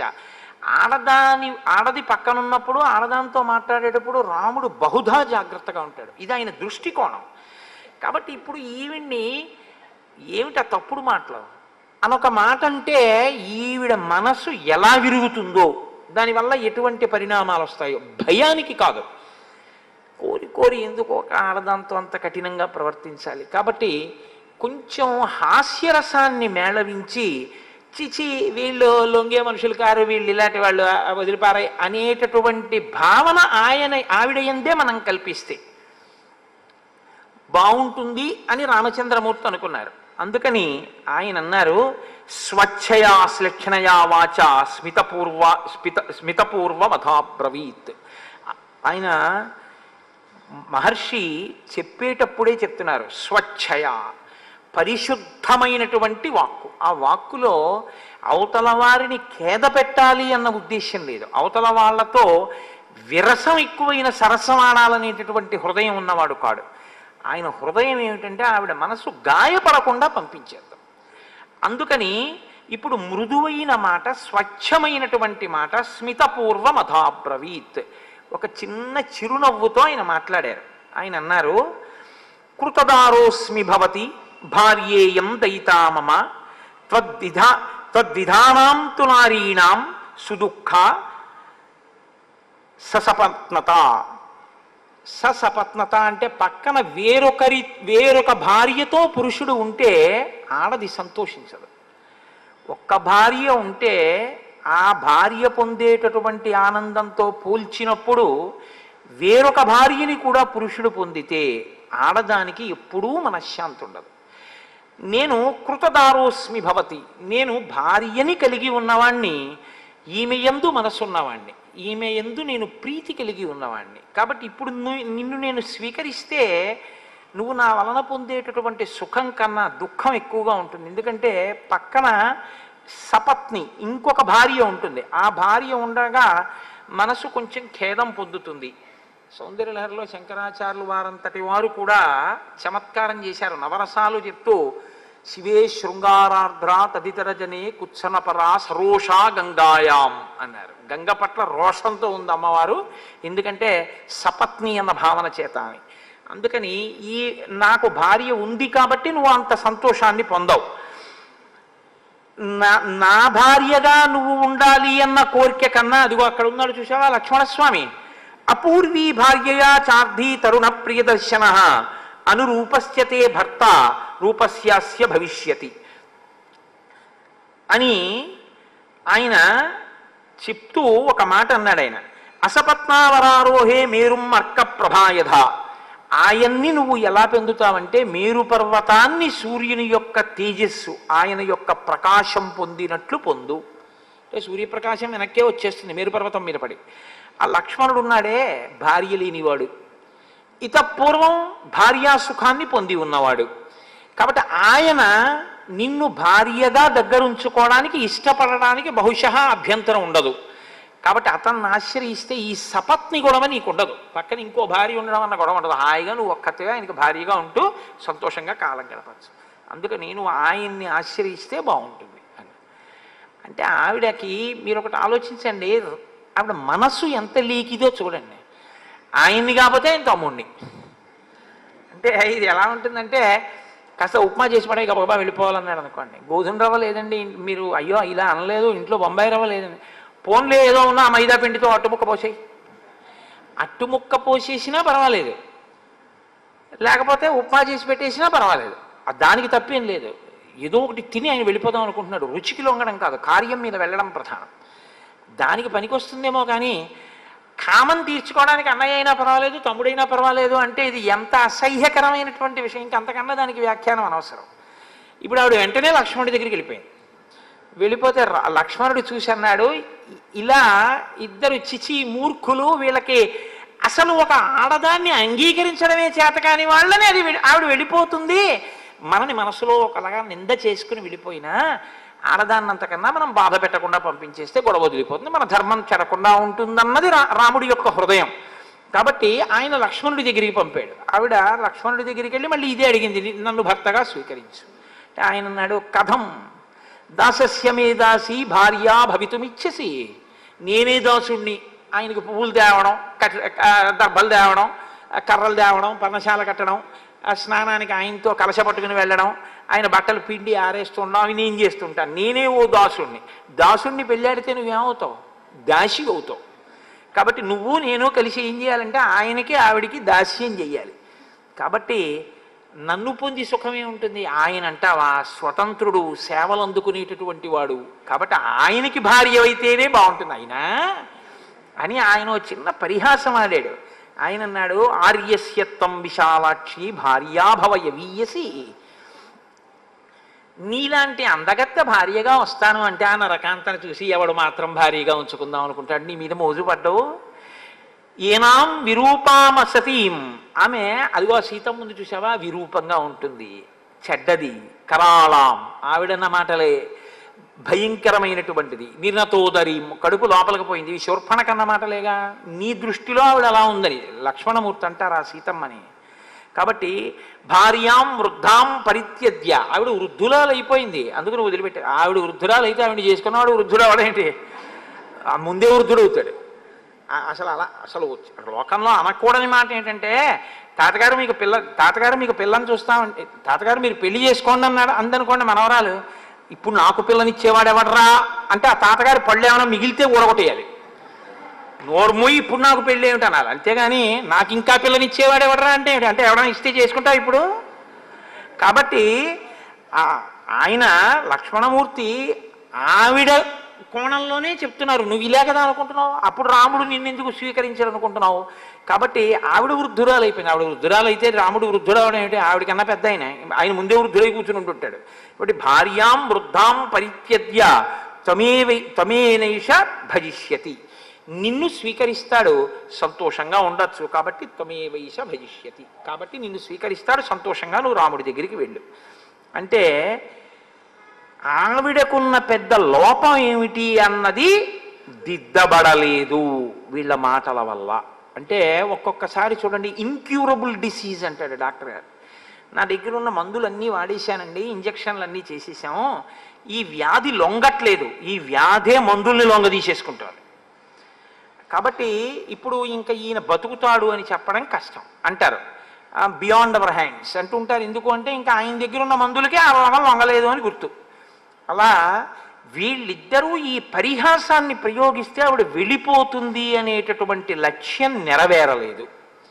ఎలా నెరవేరలేదు? అంతర్లీనంగా వాళ్ళు ఏ పరిహాసాన్ని వాడుకున్నారో ఆ పరిహాసము దేని కొరకు వాడబడిందో దాని కొరకు ఆవిడ స్వీకరించలేదు. ఆవిడ దాన్ని యథాతథంగానే తీసుకుంది.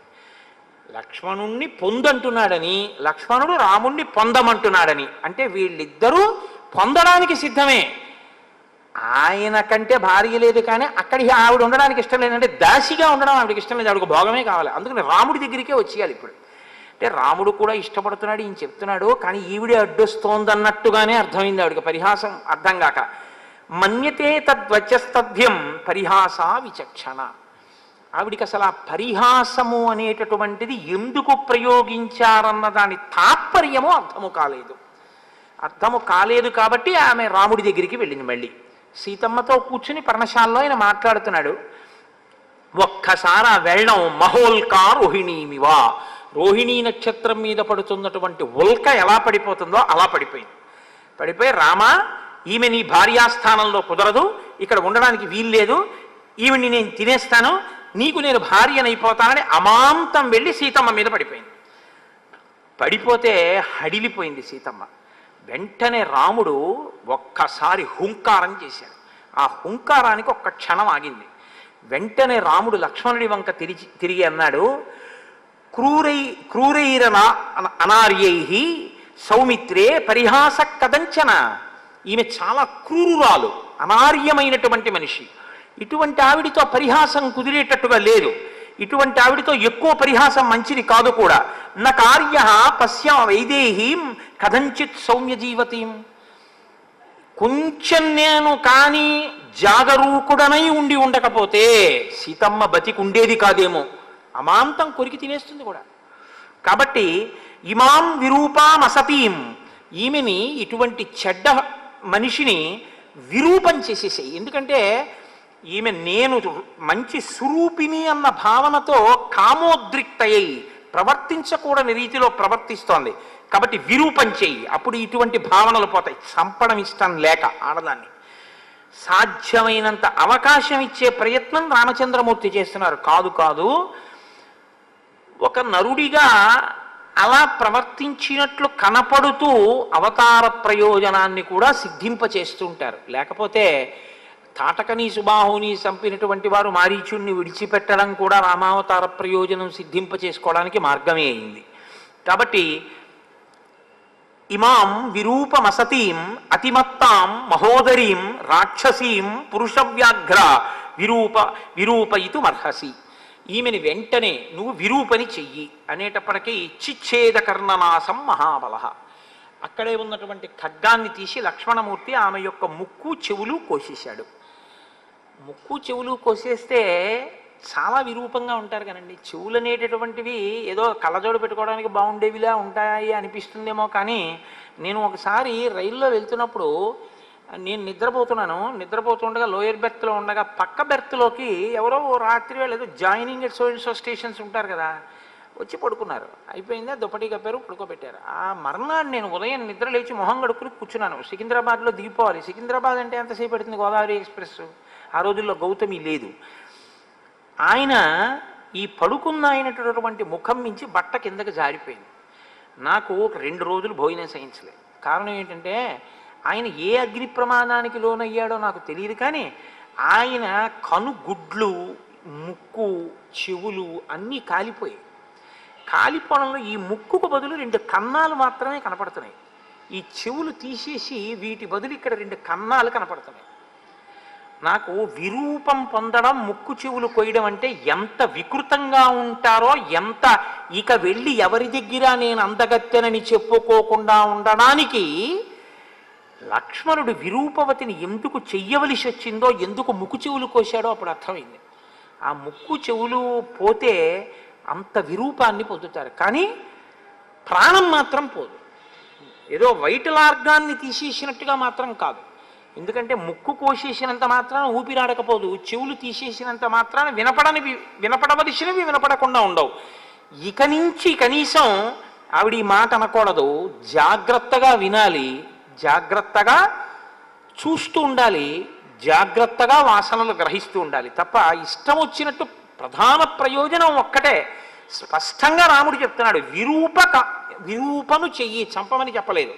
ఇక ఎప్పుడూ ఇటువంటి కామోద్రేకం పొందకూడదు, ఈవిడ ఎవరినీ బాధ పెట్టకూడదు. కాబట్టి వెంటనే లక్ష్మణమూర్తి ఆ ముక్కు చెవులు కోసేశారు. ఇప్పుడు ఆవిడ పెద్ద కేక వేసుకుంటూ, పెద్ద గర్జన చేసుకుంటూ ఆ కారిపోతున్నటువంటి నెత్తుటితోటి కరుడు అనబడేటటువంటి ఆవిడ సోదరుడి దగ్గరికి వెళ్ళి పడిపోయింది. అక్కడే జనస్థానంలో ఆయన 14,000 మంది రాక్షసులతోటి ఉంటున్నాడు. ఆ కరుడు ఆయన దగ్గర ఉండేటటువంటి సేనాధిపతులు త్రిశిరసుడు అనబడేటటువంటి ఆయన 3 తలకాయలతో ఉంటాడు. దూషణుడు అనబడేటటువంటి ఒక సేనాధిపతి, 14,000 సైన్యం. వీళ్లతో కరుడు ఆ జనస్థానంలో ఉంటున్నాడు. ఈ కరుడు విశ్రవసో బ్రహ్మయందు పాక అనబడేటటువంటి ఒక రాక్షసాంగన యందు జన్మించినవాడు. అందుచేత శూర్పణఖకి సోదరుడయ్యాడు అని మహాభారతంలో ఉంది. కాబట్టి తనకి సోదరుడవుతాడు కరుడు. ఇప్పుడు ఆ కరుడు దగ్గరికి వెళ్ళి పడిపోయింది ఆవిడ. పడిపోతే ఆయన అన్నాడు, ఏమీ ఎవరికి అపకారం చేయకుండా పడుకున్నటువంటి నల్లత్రాసు యొక్క తోక ముట్టుకున్నవాడెవడు, కోరి కోరి ప్రాణముల మీదకి ఉపద్రవం తెచ్చుకున్నవాడెవడు, జనస్థానంలో నేను ఇంతమంది రాక్షసులతో ఉండగా నీ ముక్కు చెవులు కోసి నిన్ను విరూపని చేసిన వాడెవరు, నాకు చెప్పవలసింది. అంటే ఆవిడికి ఇంకా ఎంత కామ ఉండిపోయిందంటే రామలక్ష్మణుల మీద. ఆవిడంది, తరుణౌ రూపసంపన్నౌ సుకుమారౌ మహాబలౌ పుండరీక విశాలాక్షౌ చీర కృష్ణాజినాంబరౌ ఫలమూలాశనౌ దాంతౌ తాపసౌ ధర్మచారిణౌ పుత్రౌ దశరథస్యాస్తం భ్రాతరౌ రామలక్ష్మణౌ. నేను దండకారణ్యంలో ఇద్దరిని చూశాను. వాళ్ళు తరుణవు, మంచి యవ్వనంలో ఉన్నవాళ్ళు, రూపసంపత్తి కలిగినటువంటి వాళ్ళు, సుకుమారులు, మహాబలవంతులు, విశాలమైనటువంటి కన్నులు కలిగినటువంటి వాళ్ళు, నారచీరలు కట్టుకున్న వాళ్ళు, ఆ జింక చర్మాన్ని కట్టుకున్నటువంటి వాళ్ళు, ఫలమూలములను తింటున్న వాళ్ళు, ఇంద్రియ నిగ్రహము కలిగినటువంటి వాళ్ళు, తాపసులు, ధర్మమును ఆచరించేటటువంటి వాళ్ళు, దశరథ మహారాజు యొక్క పుత్రులు, అన్నదమ్ములు, రామలక్ష్మణులు అన్న పేరు కలిగినటువంటి వాళ్ళు. వాళ్ళ మధ్యలో ఒక ఆడదుంది. జరిగిన వృత్తాంతాన్ని జరిగినట్టు చెప్పదు. ఇప్పుడు ఏది రాముడు జరగకూడదనుకున్నాడో అదే జరిగింది. ఆడదాని పగ కింద తిరిగింది రామాయణం. నేను మీతో మనవి చేసింది ఇదే. శ్రీరామాయణం ఎక్కడ మీరు అయిపోతుంది అనుకుంటారో అక్కడ ఒక ఆడదొచ్చి రామాయణాన్ని కొనసాగిస్తుంది. ఎప్పుడో అయోధ్యకాండలో అయిపోవలసిన రామాయణాన్ని మందరా ప్రవేశంతో పెరిగింది. మళ్ళీ ఇక్కడ అయిపోతోందని అగస్త్యుడే ఒప్పుకున్నాడు. అయిపోయిందయా, మీ నాన్నగారు అడిగిన వరం ప్రకారం 14 ఏళ్ళు పూర్తి అయిపోవచ్చే, ఇంకో ఏడాది దగ్గర ఉంది. శూర్పణకొచ్చి కథని పొడిగిస్తోంది. ఎదర సీతమ్మ తల్లి ఉరి వేసుకుందాం అనుకుంటే త్రిజట పొడిగిస్తుంది. రావణాసురుడు కత్తెత్తితే ధాన్యమాలిని పొడిగిస్తుంది. ఇలా రామాయణం ఎక్కడ అయిపోతోందనుకుంటే అక్కడ ఒక స్త్రీ పాత్ర వచ్చి దాన్ని ఇంకా ముందుకి కొనసాగింపచేస్తూ ఉంటుంది. కాబట్టి ఆవిడ రామలక్ష్మణుల గురించి చెప్పినది సత్యం. నేను రామలక్ష్మణుల్ని కామించాను, కానీ రాముడు తన భార్య అయిన సీత యందు అనురక్తి కలిగిన వాడు కాబట్టి నన్ను అంగీకరించలేదు. వాళ్ళిద్దరూ నన్ను అంగీకరించకపోతే నేను సీతమ్మని తినేయబోయాను. అప్పుడు లక్ష్మణుణ్ణి పిలిచి నన్ను విరూపని చేయమన్నారని కొనసాగించాలి ఇప్పుడు కథాభాగాన్ని. అలా కొనసాగిస్తే ఆవిడ హృదయం చాలా మంచిదైంది అని గుర్తు కదండి. సత్యం కదా మాట్లాడుతుంది ఆవిడ. అలా ఎలా మాట్లాడుతుంది? ఇప్పుడు ఎక్కడ మెలిక తిప్పాలో అక్కడ తిప్పుతుంది కథని. అంటే తనది తప్పు లేదు, వాళ్ళదే తప్పన్నట్టు మాట్లాడుతుంది. కరుడన్నవాడి యొక్క రాక్షసత్వం ఏమిటో తెలుసా అండి? తన చెల్లెలు ఎంత గొప్పదో ఆయనకి తెలుసు, కానీ పైన అలా మాట్లాడుతున్నావే, తాపసవు అంటున్నావే, కందమూలములు తిన్నవాళ్ళు అంటున్నావే, దాంతవు జితేంద్రియులు అంటున్నావే, అలాంటి వాళ్ళు నీ ముక్కు చెవులు ఎందుకు కోశారు? కేవలం ఒక చిన్న కారణానికి కోసేస్తారా అని విచారణ చేసే ప్రయత్నం ఆయన చేయడు. తలుచుకున్నప్పుడే తాత పెళ్ళి అంటారే, అటువంటి వాళ్ళకి ఏమిటంటే అవకాశం దొరికితే చాలు వెళ్ళి మీద పడిపోవడం ఎవరి మీద. ఇప్పుడు ఆవిడంది, తరుణీ రూపసంపన్న సర్వాభరణ భూషిత దృష్టా తత్ర మయా నారీ తయోర్మధ్యే సుమధ్యమ తాభ్యాం ఉభాభ్యాం సంభూయ ప్రమదాం అధికృత్యతాం ఇమాం అవస్థాం నీతాహం యథా అనాథా సతీ తథా. ఆమె వాళ్ళ మధ్యలో ఒక కాంత ఉంది, చాలా అందగత్తె. ఇప్పుడు ఎలా అందగత్తెగా కనపడుతోంది అంటే, తనకి అనుకూలంగా కథని ఎప్పుడు మార్చుకుందాం అనుకుంటే అప్పుడు ఆవిడ ఎవరిని పణంగా పెట్టిందంటే సీతమ్మనే పణంగా పెట్టి మాట్లాడింది. ఒక ఆడదాని కక్ష ఎవరి వైపుకి తిరిగిందంటే ఆడదాని వైపుకే తిరిగింది. ఎందుకని అంటే ఆ స్థానం భర్తీ అయి ఉండడమే తను ఆ స్థానాన్ని ఆక్రమించలేకపోవడానికి కారణం. పగంతా సీతమ్మ వైపుకే తిరిగింది. అందుకేగా అగస్త్యుడు అన్నాడు, ఇక సీతమ్మ నువ్వు తిరగకుండా కూర్చోవలసిన సమయం ఆసన్నం అవుతోందని, ఆవిడ చేరాలి శిశుపావృక్షం కిందకి. కాబట్టి అనాథని ఎలా అవమానిస్తారో అలా నేను ఆమె జోలికి వెడితే, అంటే మనం రాక్షసులం కాబట్టి అందంగా కనపడినటువంటి దాన్ని తినడం వాళ్ళకి ఇష్టం. మన లోకంలో ఎలా ఉంటుందంటే అక్కడ యాపిల్ పండు, ఓ కమలా పండు, ఓ బత్తాయి పండు, ఓ ద్రాక్ష పళ్ళ గుత్తి ఉన్నాయనుకోండి, మీకు అవసరం ఉన్నా లేకపోయినా మంచి గులాబీ రంగులో పొటమరించినట్టుగా ద్రాక్ష పళ్ళు, ఇంతంత కమలా పళ్ళు, ఇంతంత మామిడి పళ్ళు ఉన్నాయనుకోండి, మామిడి పండు అప్పటికప్పుడు తినడం కష్టం. దానికి ఏదో పళ్ళె ఉండాలి, పక్కకి వెళ్ళాలి, దాన్ని తినాలి, చేతులు నిండా పడుతుంది, కడుక్కోవాలి. అదే ద్రాక్ష పండు అనుకోండి, ఇలా నోట్లో పడిసుకోవడం తేలిక. కాబట్టి ఆ ముగ్గురులో నువ్వు సీతనే ఎందుకు తిందాం అనుకున్నావు ముందు? ఓ ద్రాక్ష పండు అంత నదరగా ఉంది కాబట్టి నేను సీతమ్మని తినడం కోసమని వెళ్ళాను, సీతమ్మ జోలికి వెళ్ళాను. వాళ్ళిద్దరు ఏం చేశారో తెలుసా? ఆ పాటి దానికి ఇలా కోసేశారు ముక్కు చెవులు, విరూపం చేసేశారు. నీ దగ్గరికి వచ్చి పడిపోయాను, అన్నయ్య నువ్వు నన్ను సఫలీకృత మనోరథను చెయ్యాలి. ఇప్పుడు నా కోరిక ఏమిటో తెలుసా? సఫేనం పాతుమిచ్చామి రుధిరం రణమూర్ధని. యుద్ధంలో నువ్వు వాళ్ళ ముగ్గురిని చంపేస్తే వాళ్ళ శరీరములలోంచి పైకి ఉబికి వస్తున్నటువంటి నురగలతో కూడిన నెత్తుటిని నేను పానం చెయ్యాలి. అది నా కోరిక. కాబట్టి నువ్వు వెంటనే వాళ్ళ ముగ్గురిని చంపే. అది ఏమైనా చిన్న పని అండి, వెళ్ళి ఒకసారి ఉత్తరీయం అడిగి పట్టరా అన్నంత తేలికేం కాదు కదా. అంతే. ఆయన ఉద్ధతి కూడా అలాగే ఉంటుంది. రాక్షసుడు అంటే వినదగునెవ్వరూ చెప్పినా అన్నట్లుగా వినినంతనే వేగపడక వివరింపదగున్ కనికల్ల నిజము తెలిసిన మనుజుడే పోనీతి పరుడు మహిళోషుమతి. ఆయనకి అదేం అక్కర్లేదు. విన్నాడంతే పగ. ఎక్కడెక్కడ ఎవడి మీద తగువుకెళ్ళడానికి అవకాశం దొరుకుతూ ఉంటుందా అని వాళ్ళు వెతుక్కుంటుంటారు. అప్పుడు వెంటనే ఆయన ఏమన్నాడంటే 14 మహాబలాన్, ఓ 14 మంది బలవంతులైనటువంటి వాళ్ళని పిలిచాడు. పిలిచి మీరు ఆ రామచంద్రమూర్తి మీదకి యుద్ధానికి వెళ్ళండి, రామలక్ష్మణుల్ని సంహరించి రండి. వాళ్ళు అనుకున్నారు సీతారామలక్ష్మణులు తాపసులు నరులు, పెద్ద చంపడం పెద్ద విశేషం ఏమిటి, వాళ్ళు పెద్ద గంటకత్తులు వేసుకుని వెళ్ళిపోయారు. దాని గురించి పెద్ద నేనేం వర్ణన చేయవలసిన అవసరం అందులో ఏం ఉండదు. వాళ్ళు వెళ్ళిపోయి ఆయన్ని యుద్ధానికి పిలిచారు. ఆయన అన్నాడు మీరు ఎవరు, ఎందుకు వచ్చారు యుద్ధానికి అని అడిగాడు. ఆయన విషయం కనుక్కోకుండా అలా వీళ్ళల్లా ఆయన చంపేస్తే అప్పుడు రాముడికి కరుడికి తేడా ఏమి ఉండదు. అంటే వాళ్ళు ఇదిగో ఫలానా కారణానికి నువ్వు శూర్పణకి అవమానం చేసావుట, అందుకని నిన్ను చంపేయడానికి వచ్చేసాం మేము. ఆయన అన్నాడు మీరు నన్ను చంపేయడం ఏమిటి, నేను ఒక ధార్మికమైన మార్గంలో ఉన్నవాడిని, ధార్మికమైన నిష్ట కలిగినటువంటి వాడిని. మీరు నా జోలికి వస్తే మాత్రం మీరు 14 మంది మిగలరని గుర్తించండి. వాళ్ళు అలా ఏం మాటలకి వినేటటువంటి వాళ్ళు కారు. కాబట్టి ఇప్పుడు 14 మంది ఆయన మీదకి యుద్ధానికి వెళ్ళారు. ఆయనకి అది పెద్ద విశేషమే ఉంటుందండి. రామచంద్రమూర్తికి 14 మంది యొక్క గుండెలు చీల్చి అసలు పారేశాడు. ఒకేసారి 14 బాణములను ప్రయోగించాడు. అవి వీళ్ళ గుండెలను చీల్చి భూమిలో గుచ్చుకుని వెనక్కి తిరిగి వచ్చాయి. 14 మంది తెగటారిపోయారు. విచిత్రం ఏమిటంటే దీనికి ముక్కు చెవులు తెగిపోయి ఇంకా నెత్తురు కారుతున్నా ఈవిడ కూడా వచ్చింది వెనకాల శోభనకి. ఎందుకో తెలుసా అండి, ఆవిడ కోరిక పగ, కామము దేని కింద మారిందంటే పగగా మారింది. ఇది కదూ లలితా సహస్రనామ స్తోత్రంలో అమ్మవారి చేతిలో ఒక చేతిలో 5 పుష్పబాణములు ఉంటాయి. మనోరూపేక్షకోదండ పంచతన్మాత్రశాయక. ఆవిడ క్రోధాకార అంకుశోజ్వల. అమ్మవారి అనుగ్రహం ఉంటే నాకు ఈ దిక్కుమాల కోపం ఏమిటని కోపం మీద కోపం వస్తుంది. కోపం మీద కోపం వచ్చింది అంటే మీరు సాధకుడు అయ్యారని గుర్తు. అమ్మవారి అనుగ్రహం ఉంటే కోపం మీద కోపం, అమ్మవారి అనుగ్రహం లేనంతసేపు కామం తీరకపోతే కోపం, తీరితే తృప్తి, తీరకపోతే కోపం. అక్క చెల్లెలు 2 పక్క పక్కనే ఉంటాయి. కాబట్టి ఇప్పుడు ఆవిడికి కోరిక తీరలేదు కాబట్టి ఏది పుట్టింది, పక్కన పగ పుట్టింది. ఇప్పుడు ఆ పగ చల్లారాలంటే తన కళ్ళతో చూడాలి, సీతారామ లక్ష్మణులు తెగటారిపోవాలి, ఆ నిత్తురు జుర్రుకోవాలి.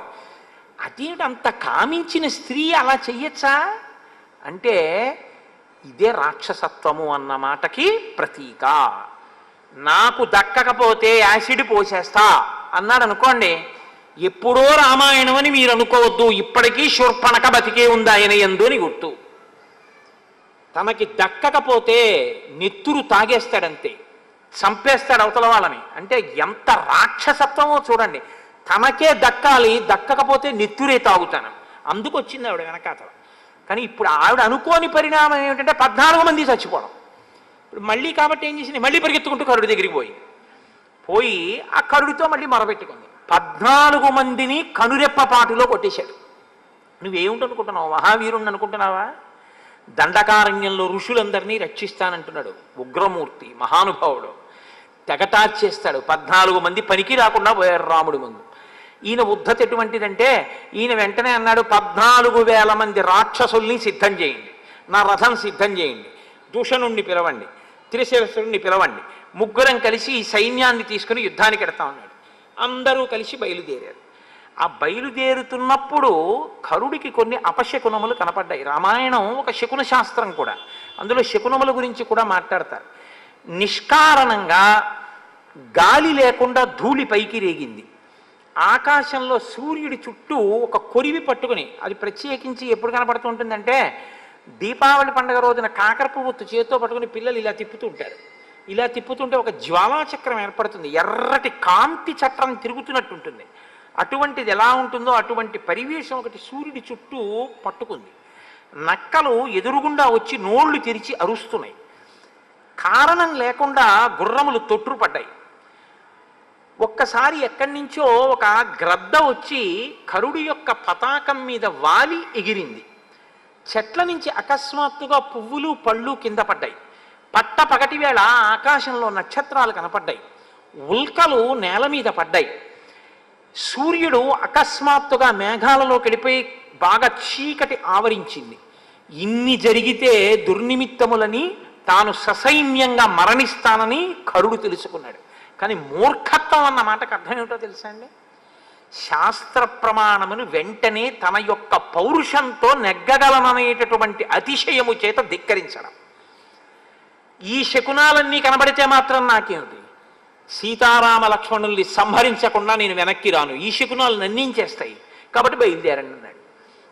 ఇప్పుడు 14,000 మంది యుద్ధానికి బయలుదేరుతుంటే ఎక్కడ లేనటువంటి పెద్ద కోలాహలం ధ్వని బయలుదేరే. ఇంత పెద్ద ధ్వని బయలుదేరితే రామచంద్రమూర్తి కూడా తన పర్ణశాలలోంచి విన్నారు.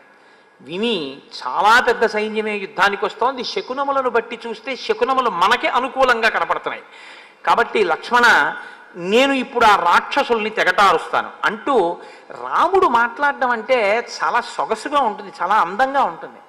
లక్ష్మణుడి యొక్క కోరిక ఎప్పుడు ఎలా ఉంటుందంటే, అన్నగారికి కష్టం వచ్చింది అంటే అన్నగారు ఆ కష్టాన్ని పొందకూడదు, అన్నగారి కన్నా తానే ఆ కష్టాన్ని పొందాలి, అన్నగారు సుఖపడాలనేటటువంటి మనస్తత్వం ఉన్నవాడు. కాబట్టి లక్ష్మణుడు అన్నయ్య నువ్వు ఉండు నేను ఎడతానంటాడేమోనని ఆయన అన్నాడు.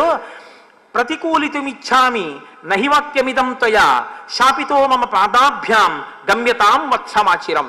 నా పాదముల మీద బొట్టి పెట్టి చెప్తున్నాను లక్ష్మణ, ఇంకా నువ్వు ఈ విషయంలో మాట్లాడద్దు, నువ్వు సీతమ్మని తీసుకుని దూరంగా ఏదైనా గుహలోకి వెళ్ళిపో, ఎవరికీ కనపడకుండా, నేను వీళ్లతో యుద్ధం చేస్తాను అంటే.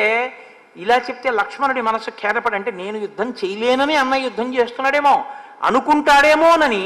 ఇది ఎదుటివారి యొక్క హృదయం గురించి తాపత్రయపడడం అన్నది ఎప్పుడు ఉంటుందంటే ప్రేమ అన్న మాటకు అర్థం అది. అవతల వాళ్ళని నొప్పించకుండా మాట్లాడగలగాలి. అంత ఆతృతలో కూడా ఆయన మాట అలా ఉంటుంది, అంత సొబగుగా ఉంటుంది. ఆయన అన్నాడు, తంహి శూరశ్చ బలవాన్ హన్యా హేతాన్ నసంశయ. నువ్వు చాలా బలవంతుడివి, నువ్వే చంపేయగలవా సైన్యాన్నంతటిని లక్ష్మణ, అందుకొరకు కాదు, స్వయంతో హంతుమిచ్చామి, నేనే చంపాలి అని అనుకుంటున్నాను ఇవాళ, అందుకని సర్వనేవ నిశాచరాన్, వచ్చినటువంటి రాక్షసులందరినీ నేను చంపుతాను, కాబట్టి నువ్వు వెంటనే వదిన్ని తీసుకుని గుహలోకి వెళ్ళిపో అంటే.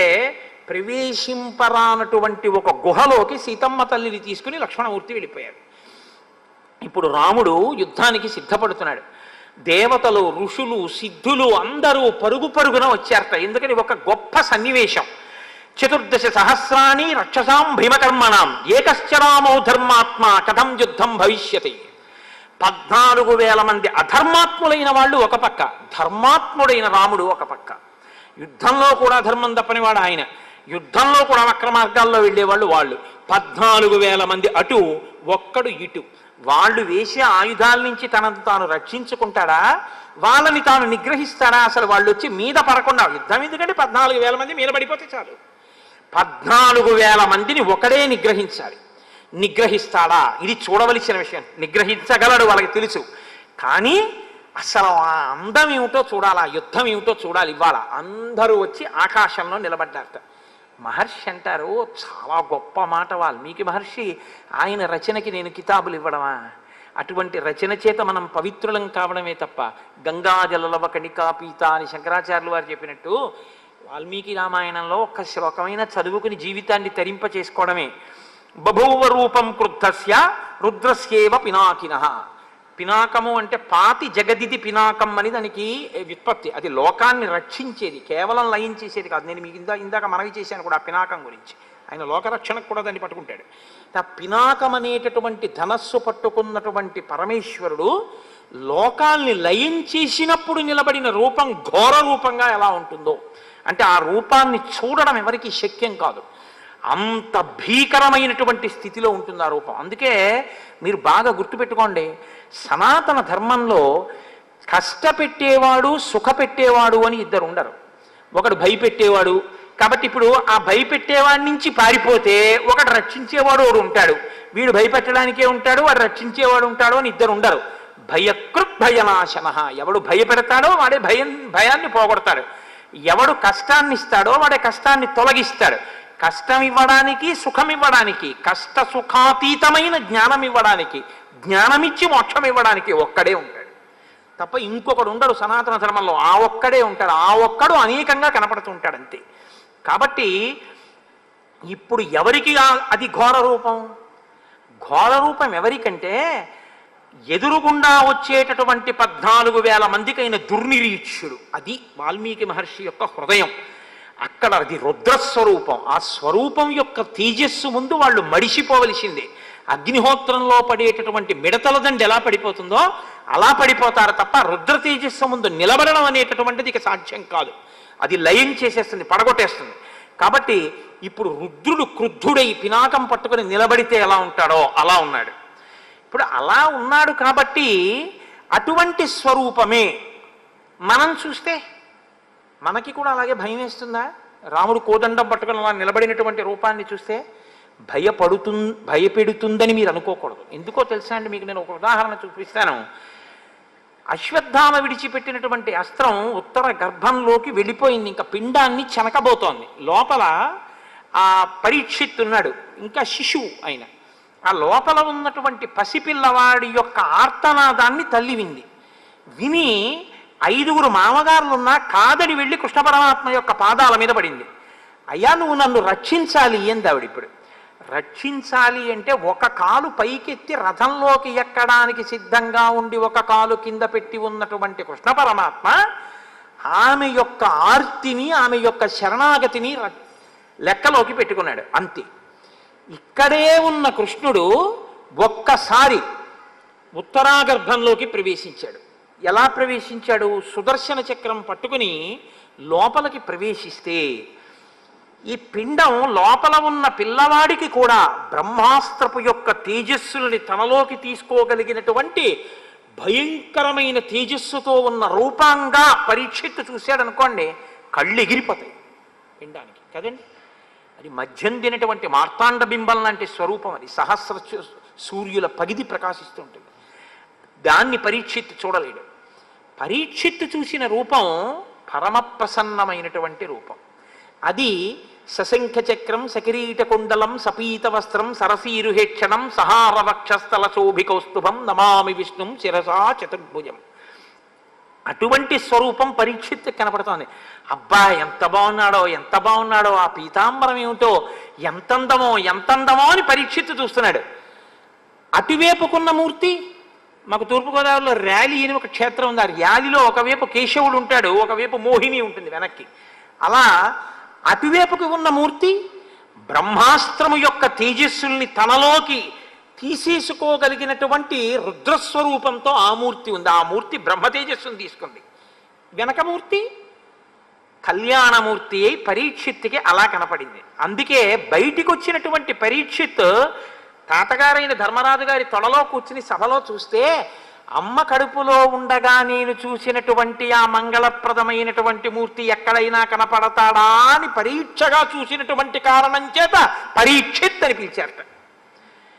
ఏకకాలమనందు ఘోర అఘోర రూపములతో ఈశ్వరుడు ఉంటాడు. అఘోరేభ్యో దఘోరేభ్యో ఘోర ఘోరధరేభ్య అని మనం దేంటి పరమశివుడి దగ్గర పూజ చేస్తే మంత్రపుష్పంలో మాట చెప్తూ ఉంటాం ఆ పంచమంత్ర పఠనం చేసేటప్పుడు. కాబట్టి ఆ ఘోర రూపము అఘోర రూపము ఏకకాలంలో ఉంటాయి. ఇప్పుడు 14,000 మందికి ఘోర రూపం తప్ప రామభక్తులకు రాముడు ఎప్పుడూ ఘోర రూపి కాడు, ఎప్పుడూ ఘోర రూపి కాడు. ఆ రూపం మీకు మంగళప్రదంగా ఉంటుంది. ఇలా దాన్ని దర్శనం చేసిన వారు ఒకరున్నారు. ఎవరో తెలుసా అండి? రామదాసు గారు దర్శనం చేసుకున్నాడు. మహానుభావుడు. ఆయన గుండెలు ఎంత పొంగిపోయాయో, పొంగిపోతే ఆ పొంగిపోయిన ఆనందం లోపల పట్టక వాగ్రూపంగా ప్రవహిస్తే ఆయన నోటి వెంట ఒక పద్యం వచ్చింది. బండన భీముడు అత్తజన బాంధవుడు ఉజ్వల బాణతోన కోదండ కళాప్రచండ భుజతండవ కీర్తికి రామమూర్తికిన్ రెండవ సాటి దైవమికలేడనుచున్ గడకట్టి భేరిక దండ డండ దండ నిడజంబుల దండము నిండ మత్త వేదండము నెక్కి చాటెదను దశరథి కరుణాపయోనిధి అని రచన చేశారు ఆయన.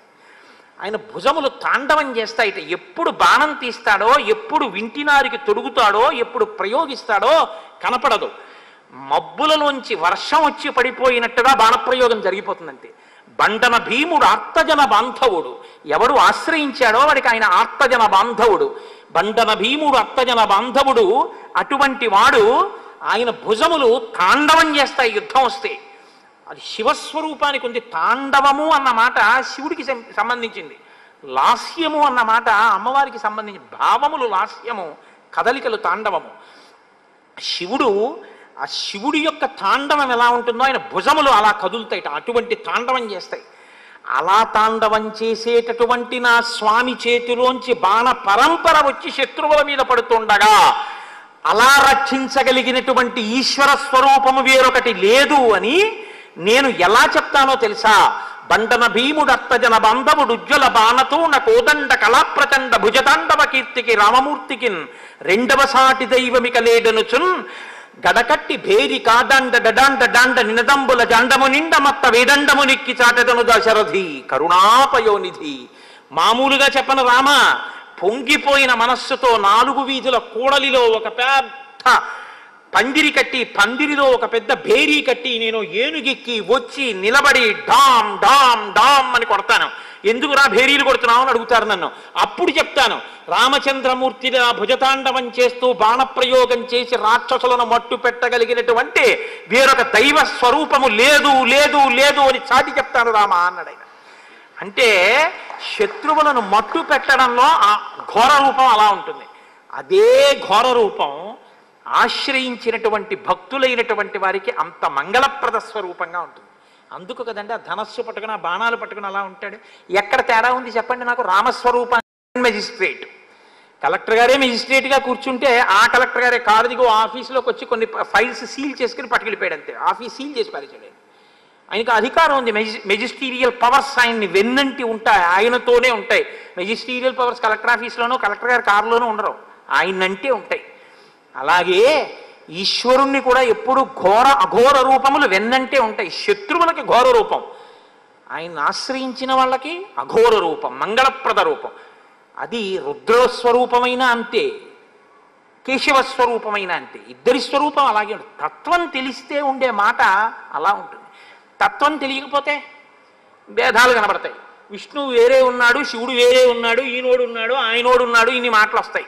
అసలు తత్వం అర్థమైతే ఇన్ని మాటలు రావు. కుర్తాలాల్చి వేసుకున్నా నా కొడుకే, పంచె కొట్టుకున్నా నా కొడుకే, ధావళి కట్టుకున్నా నా కొడుకే, తువ్వాలు కట్టుకున్నా నా కొడుకే. తువ్వాలు కట్టుకున్నావు ప్యాంటు చొక్కా వేసుకోలేదు నేను కొట్టేసి, ధావళి కట్టుకున్నావు ప్యాంటు చొక్కా వేసుకోలేదు వాళ్ళమ్మ కొట్టేసి, కుర్తాలాల్చి వేసుకోలేదు పంచె కట్టుకున్నావని వాళ్ళ తాతగారు కొట్టేస్తే దెబ్బలు తినేవాడు ఓడే. ఏ రూపంలో ఓ రూపంలో పట్టుకుని ఓ రూపంలో తిడితే నువ్వు తిట్టే తిట్లు ఆయనకే, పూజలు ఆయనకే. పూజ చేసామని సంతోషించాలా, ఇంకో రూపాన్ని చూసి తిడుతున్నావని ఆయన బాధపడాలా? నీకు ఇంకా తగినంత పరిణితి రాలేదని ఈశ్వరుడు అనుగ్రహించి భారతీ తీర్థస్వామి చెప్పినట్టు పరిణితి కటాక్షించుగాక. కాబట్టి ఇది మహానుభావుడు వాల్మీకి మహర్షి యొక్క ప్రతిపాదన. రామాయణంలో అభేదతత్వాన్ని చూపిస్తూ ఉంటారు. కాబట్టి ఇప్పుడు ఆ వచ్చిన సేనానాయకులు పడిపోయారు. కరుడు మాత్రం పెద్ద శరీరంతో రామచంద్రమూర్తి మీదకి వచ్చి పడిపోతుంటే ఆ 2 చేతులు బాణముల యొక్క ప్రయోగం చేత తెగిపోయేటట్టుగా కొట్టేశారు.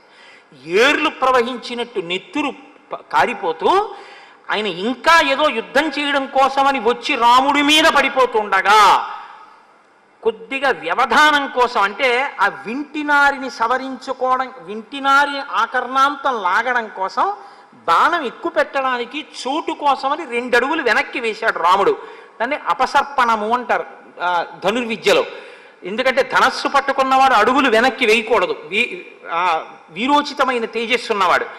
రాముడి మీద ఇదొక నింద మోపారు. కరుడితో యుద్ధం చేసేటప్పుడు 2 అడుగులు వెనక్కి వేశాడు రాముడు, ధర్మం తప్పాడు అని. అలా ధర్మం తప్పాడో లేదో చెప్పడానికే ధర్మాత్మా సత్యసంధశ్చరామో దాశరథిర్యదీ పౌరుషేచా ప్రతిద్వంద్వశరైనం జహిరావినం అన్నాడు లక్ష్మణుడు. పడిపోయాడంతే ఇంద్రజిత్. కాబట్టి ఆయన ధర్మం తప్పలేదు, 2 అడుగులు చోటు కోసం వెనక్కి వేశాడు. కాబట్టి వేసి ఆ కరుణ్ణి కూడా సంహరించాడు. 14,000 మంది రాక్షసులు తెగటారిపోయారు. ఎంతసేపట్లోనో తెలుసా అండి? ఏనుగుల యొక్క కుంభస్థలాలు, చీల్చివేయబడినటువంటి గుర్రాల యొక్క శరీరాలు, తెగిపోయినటువంటి తలకాయలు, ఊడిపోయిన కాళ్ళు చేతులు, గుండెల్లో గుచ్చుకున్న బాణాలతో నెత్తుటి ప్రవాహంలో 14,000 మంది నేలబడిపోయి ఉన్నారు భగ్నమైన రథాలతో. ఎంతసేపట్లో కొట్టాడో తెలుసా అండి? 14,000 మందిని 1 గంట 12 నిమిషాల్లో కొట్టాడు ఆయన. ఇది రామచంద్రమూర్తి యొక్క వీరోచిత కార్యం. అంటే ఆయన బాహుబలం అంటే అంత గొప్పది.